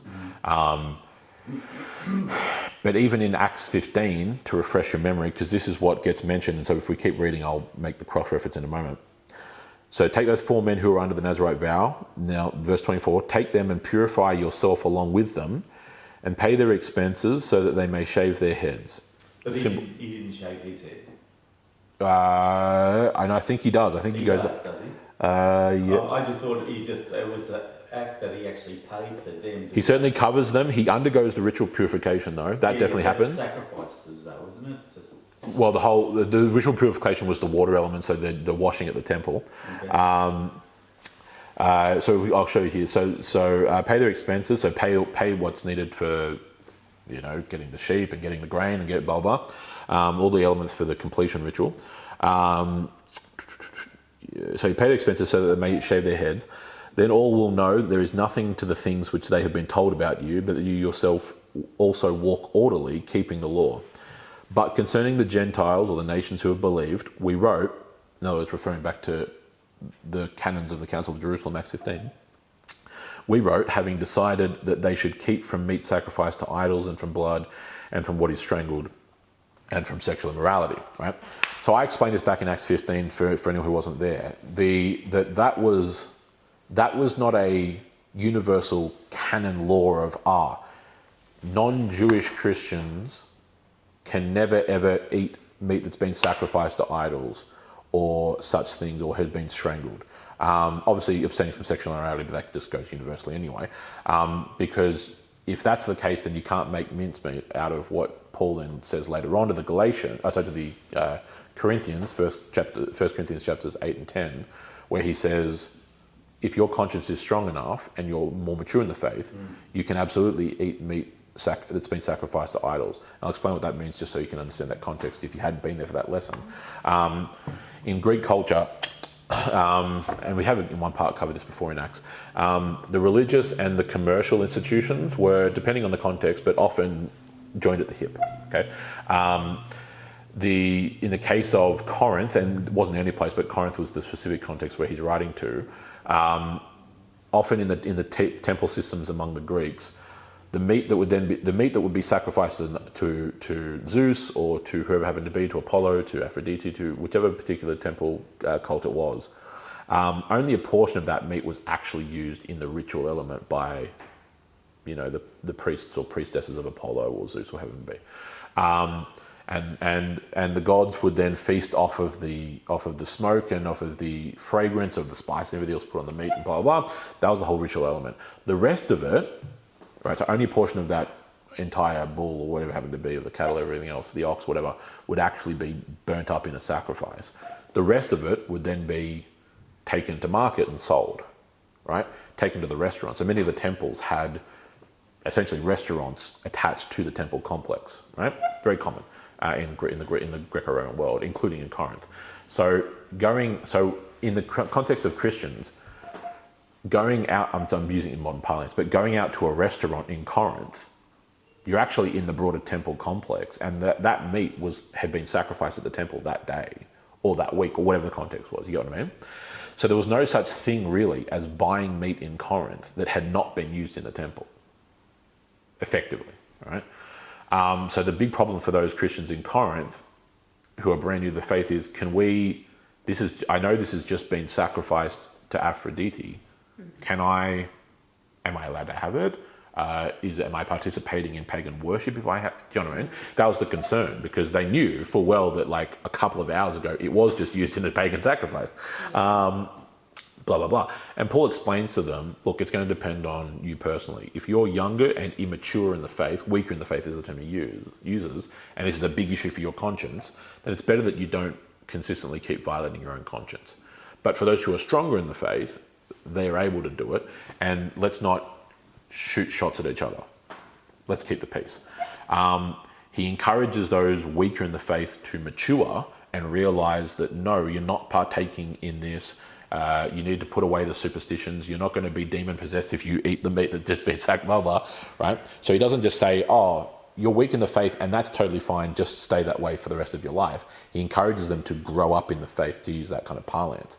But in the interim, he explains, obey your conscience. It's like today, so the food we get and eat is halal. Yeah, there are plenty of elements like that, absolutely, yes. Which means it's been offered to... Yeah, exactly. It's undergone a purification ritual at the hands of an imam, an Islamic imam. And when I had just entered Christianity and I was eating out at Rashay's, which is owned by Muslims, I'd never even heard of the concept of halal before. I didn't understand what it was, so I went. So in that moment, I simply went. Because I've been a Christian for 5 minutes, I went. I don't really know what this is or isn't. I'm not going to eat here now, and then I'll go home and look up what to. And so then once I learn a bit more, I'm like, oh no, okay. And I read Corinthians. I'm like, oh no, okay, it's all good. So yes, it's fine for a Christian to eat at Rashay's, which is owned by Muslims, right? Yeah. Or a big context, where the real rubber hits the road is in communion, with the concept of wine or grape juice. That's the exact same scenario. It's more because you're considering people who have had an alcoholic predisposition. That's not a reason that's given in 99, but it's a very tiny minority. So churches only started moving to grape juice, so unfermented grapes, in the 1890s. Shortly after the invention of pasteurization and controlling of fermentation and everything else. And it's right in the middle of the what we call the teetotaler movement. So in other words, total abstinence from alcohol of any kind at all, ever. The temperance movement, in other words, leads to prohibition in the 1920s in America, blah, blah, blah. That worked well for the gangsters. Yeah, that worked really well. Yeah. So, that's the whole point of all that movement in America, which ended up just simply making Al Capone rich, and other gangsters in the Midwest and Chicago and everything else in New York and wherever, and across the Atlantic, was because of very bad theology. The church had been using wine for quite literally nearly 1900 years until, I'll be blunt with you, until well-meaning, but unfortunately not terribly well-educated in the scriptures, American women wanted to try and fix the issues in their community because they're dealing with drunkenness in the Wild West and whatever. And so the answer was, if we just ban alcohol entirely, that'll fix the problem. Well, it didn't. And all it did was actually produce entire criminal enterprises off of pushing moonshine. And etc. And so then that's been a lingering thing in more low church evangelical context, of which Baptists are generally a part. So then, like, the reason why here it's grape juice is because when this church got founded, it would have been grape juice in 1916. For the reason upon unbiblical basis. Again, conscience, and if someone has a problem with drinking alcohol, I'd rather them obey their conscience. But at the same time, the Apostle Paul calls that person weak in the faith. And it's not an insult, it's just simply an explanation, right? I have my own thoughts about what should we do in communion, but that's a whole other subject which I'll leave for another time. I remember in the 80s when I was at St Paul's Anglican Church in Castle Hill. Well, sure, yeah. We always had alcohol. It was never grape No, the Anglicans definitely use alcohol. Presbyterians use alcohol. It was only grape juice. My condolences to you. All the boys from my youth group at your age went up there and hassled you girls. Oh yeah, well why do you think the girls went? Yeah. To be hassled. Probably. It's a big, anyway. We won't go there. But yes, in the Anglican context, it's still alcohol, which is what the practice of the church has been. Yeah, look, the grape juice element is really Baptist churches, some Pentecostals, and certain other groups. Yeah, it's an unfortunate issue, but anyway, I have much more complex opinions. My experience is that choice was offered. You know, here's some sherry or some grape juice. You choose. Yeah.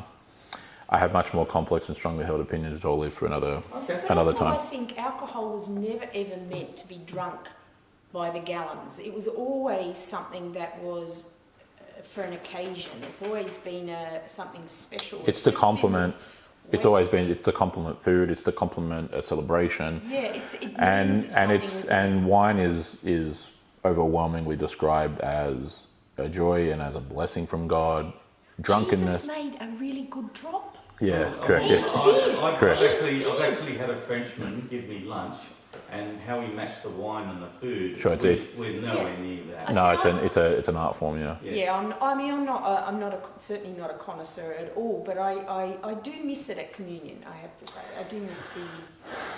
Yeah, I've got more complex thoughts that are part of an ongoing discussion, but I'll leave them for another time. That's a very deep rabbit hole. Yeah. Yeah, and it's neither here nor there at the end. I guess. Yeah, it's well, it is here and there, but as I said, I have strong opinions that are more. Diplomatic. Yeah, but yes, there's elements of it. So anyway, let's circle back to this.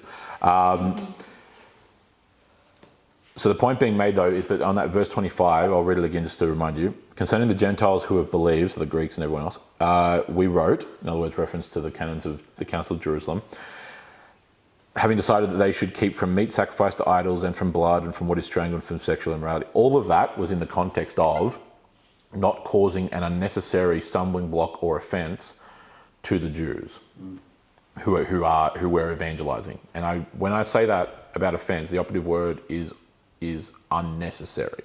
Because there are very much times where offence is necessary. And by offence, what I mean is, I don't mean being rude. I don't mean that kind of offence. I mean the truth being offensive.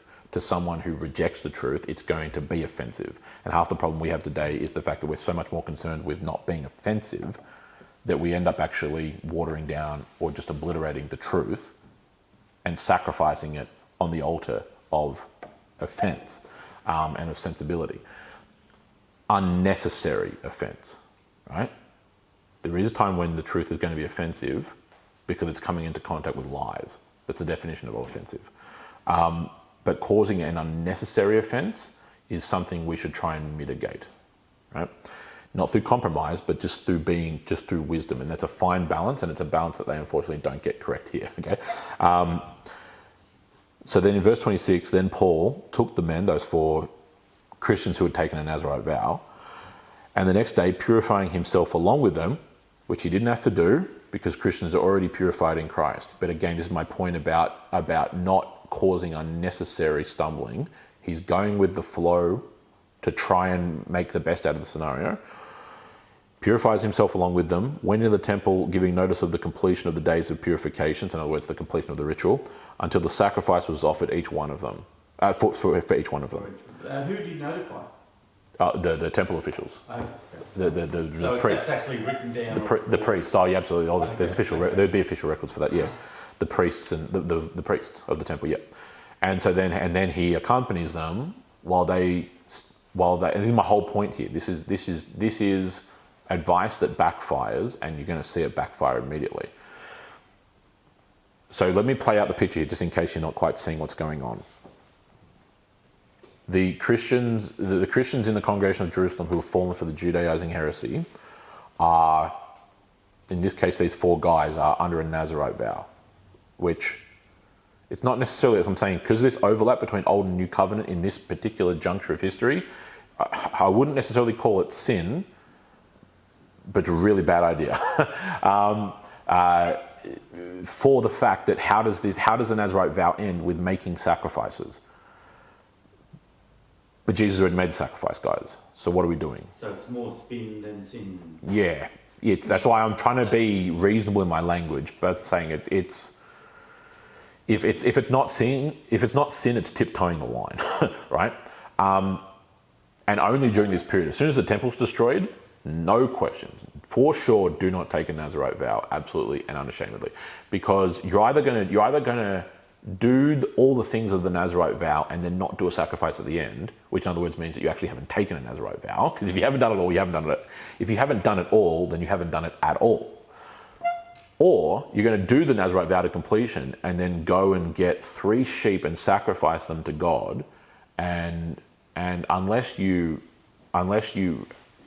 hate yourself and want to be condemned, my advice is definitely for sure don't do that, right?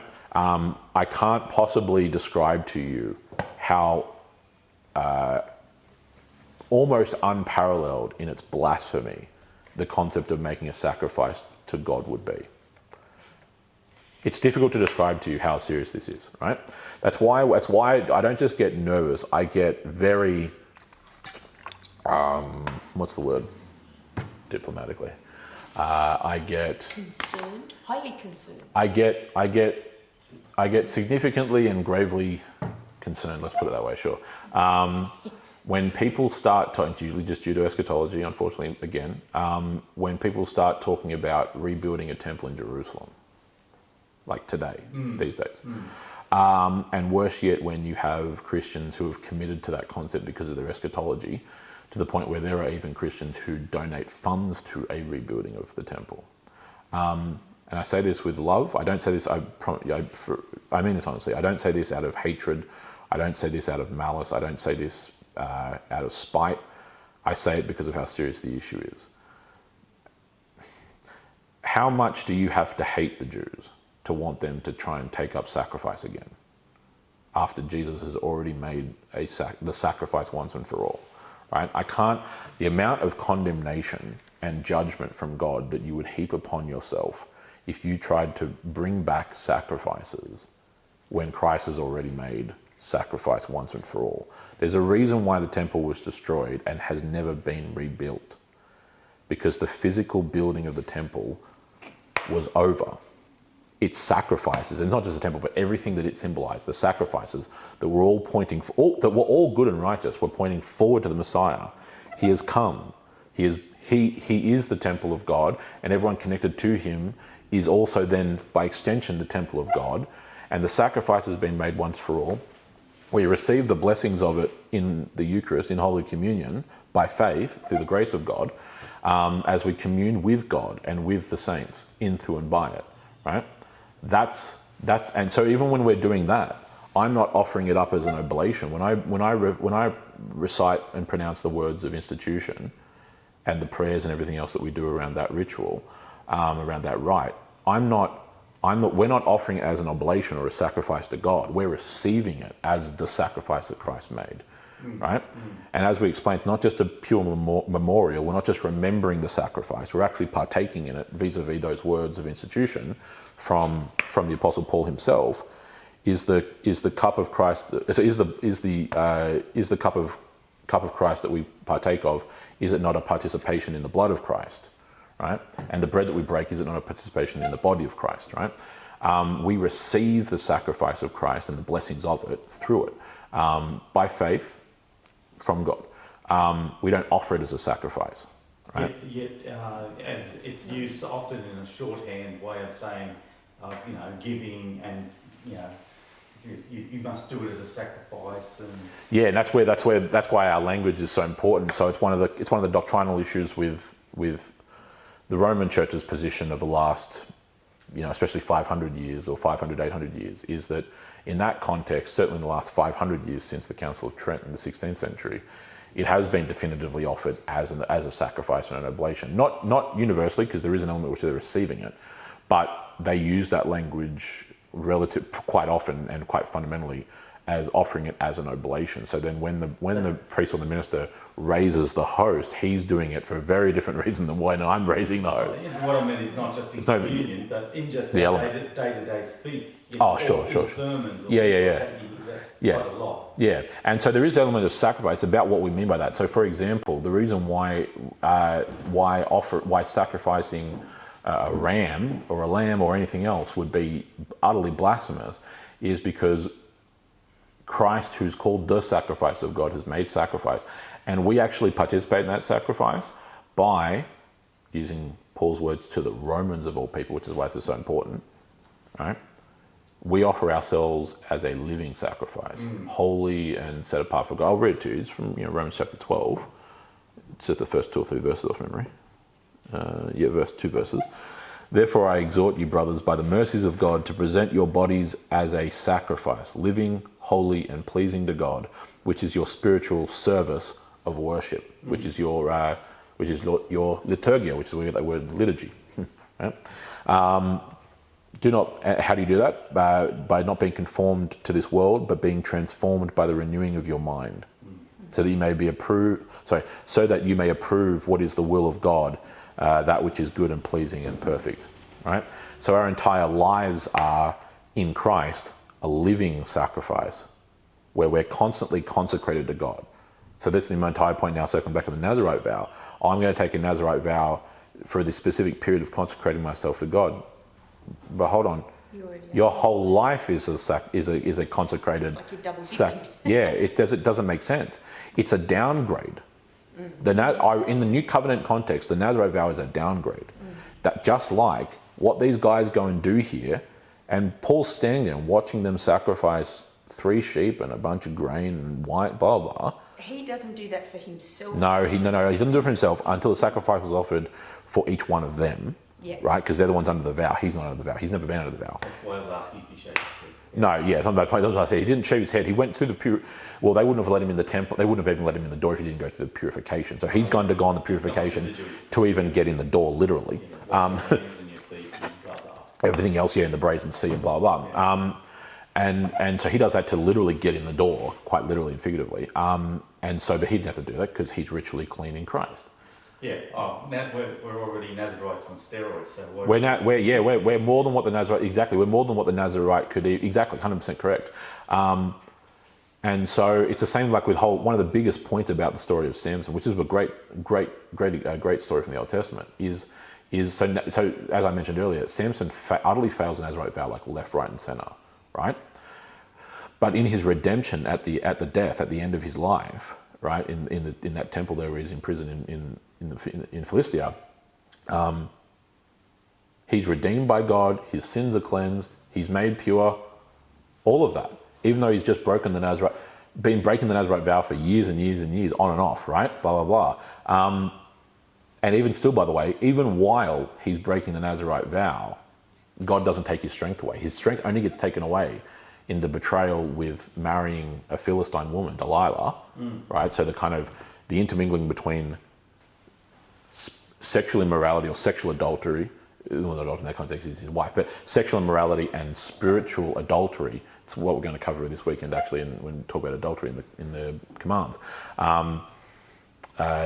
Sexual adultery is often taken as not just merely the sexual element, but also spiritual adultery, like committing adultery against God spiritually, right? Anyway, throughout his life, though, when he's breaking the Nazarite vow, God still gives him strength because of his grace and mercy, right? So the whole point is the Nazarite vow is not in and of itself the point. It's meant to serve a greater purpose.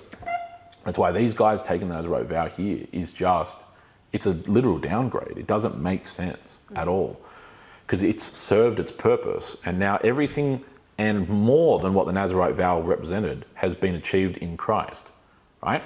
So this is a messy scenario, and Paul's trying to navigate it. The advice that James and the other elders give is very well intentioned and is to help him very clearly. I'm going out of my way to defend the honor of James and the elders here, right? Because I don't want anyone to get twisted. They are doing the very best they can. They're giving him what they think is solid advice for a messy, a literal powder keg scenario. And you're about to see this powder keg erupt in the coming weeks, right? This backfires. It actually, ironically, adds fuel to the fire. Ironically, it makes it worse, right? And there's 1,000 things that can be drawn from this, right? But they go and make temple sacrifice, and I'm still confused as to how far down that track Paul goes with them. So he goes through the ritual purification, which is with water. The water, yep. Right. Doesn't shave his head. He didn't need, no, not at all, because he wasn't under the Nazarite vow. Yep. Only those who were, it's a mark of them having complete, because they'd grown their hair out. That's part of the vow. Okay, yep. Right?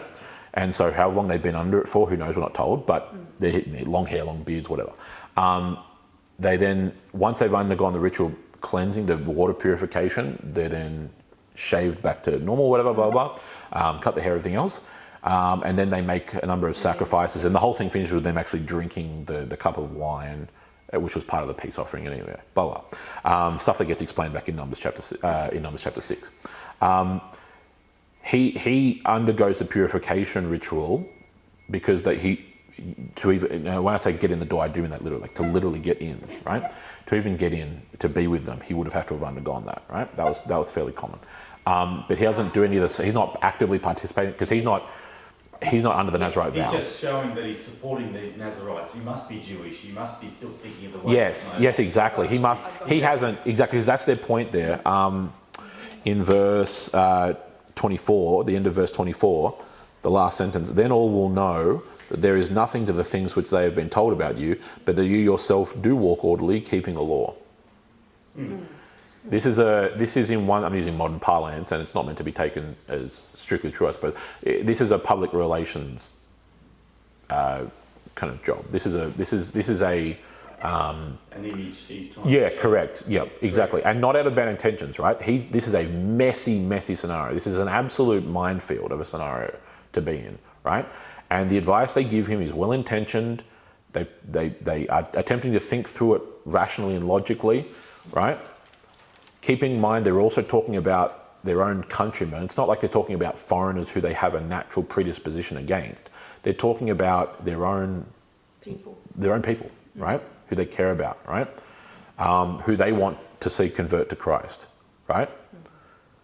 So they're not just being flippant or brushing them off. They're going. In reality, they're going too far, but you can see why that's happening, right? I'm just careful to defend the honour of James and everyone else in this scenario because they're not ill-intentioned, and it's also contextually understandable why they've done it. It's not justifiable, but it is understandable here. Okay. Especially what you're saying with that overlap of time. I mean, we look at the Bible. There's even like a big, Correct. Big title page, New Testament. Yeah. Like it's kind of. And we it's think not of like it. that. We don't realise that that all the Old Testament, we're talking thousands of years, and the New Testament. Yeah. It's, right. It's a. By design, but yeah. And there were no chapters or numbers. Yeah, exactly. It's all just open, continuous reading. Yes, that's why there's so much flow between the Can passages. I ask one other question? The temple. So you're talking about because all this was happening before the temple fell. Is that right? Absolutely, yes. So how long after this did the temple fall? Well, we're in the late 50s here, and the temple's destroyed in AD 70. 20 years. So we're talking, a bit less than that. Yeah, we're talking the temple destruction is maybe 12-ish years away at this point. 12. That Wow. Yeah, we're late 50s somewhere here, Okay. 57, probably 58. Okay. This is in the 50s. Yeah. Just something I wanted to mention. When I was listening to somebody speaking, David Pawson it was, the other day, he was talking about Alexander the Great coming and talking about recreating the temple. Yeah. So part of I need to see what the context of was. He died. Yeah. So Alexander conquers that whole region of Judea and obviously Jerusalem in 333 BC. The temple had already been built under the Persians about 150 years, a bit more than that, before him, 150, 175 years before him, roughly speaking. And anyway, nevertheless, wherever Alexander went, things got built. Of course, the famous city of Alexandria in Egypt is named after him, and it's not the only one. I think there's about 26 different cities across all of the Middle East, which were called Alexandria. The one in Egypt is the most famous, but nevertheless, the temple already existed in Alexander's day. I dare say what that is, again, with having seen whatever the source material was that was being talked about there, I dare say that might be talking about him having perhaps wanted to build or extend the temple. I need to go back and look at specifically if anything was done there. I don't think it was, but I need to go and look at what the context was. The major development started taking place in the days of the Romans, when the Romans conquered Judea. Herod was a big... Yeah, Herod the Great, yeah. So King Herod the Great, late 1st century BC, so a couple of, right around when Christ was born, obviously. Christ was born at the very tail end of Herod's reign.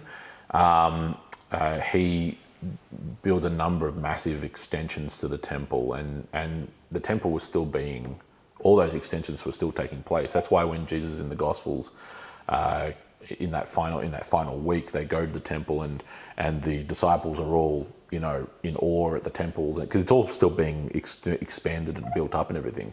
And certainly by these times with what it gets colloquially called the Herodian temple, it was one of the biggest and most resplendent buildings in the entire empire. Wait, wasn't it just across the street from his own palace or something like that? There was some sort of prestige thing that Herod had. Yeah, well, the Herodian palace is near it, certainly. It's just to the north of it, but yes, it's nearby you for sure. And it was adorned almost entirely in gold. In the Middle Eastern sun, it would shine for kilometres and kilometres. You could see it from miles away. Well, the pyramids were all white marble as well. They liked big shiny. They were back in the day with a gold capstone. Yeah, that's eroded over time. Yeah. So when did that one fall? Are we talking the same that temple? That temple. I'm talking about the same temple. Yes. So the first temple, as it gets called, there's 3 stages this goes through. In the days of Moses and the 500 years roughly that follows it, approximately, it's in the tabernacle, right? So a temporary. The Solomon temple. Yeah, the Solomonic temple, as it gets called, or the first temple. So that gets built. The days of the tabernacle end when they've settled in the land, right? The tabernacle was mobile. It was built and mirrored entirely an Egyptian war tent that the Pharaoh would dwell in. But that's a whole other thing. They settle in Jerusalem and the rest of Judea, and so then a physical temple gets built in the days of Solomon. It's all kinds of specifications, that get played out. I need to go back and look at what the specific references are for that. But anyway, it's all outlined in around books of of Solomon and of Kings and Chronicles and everywhere else. That then gets destroyed by the Babylonians in the 6th century. Okay, the Babylonian conquest, which began in 609 and ran through to 586. And that final destruction, Babylon basically razes Jerusalem to the ground. Yep. Then after their exile, when the Persians conquered Babylon in the late 6th century, around 536, 538 roughly. So late 6th. Late 6th century, Wow, they're so about same, the not Persian, in that yeah, same- 70-ish years roughly after the beginning of the conquest. Yep.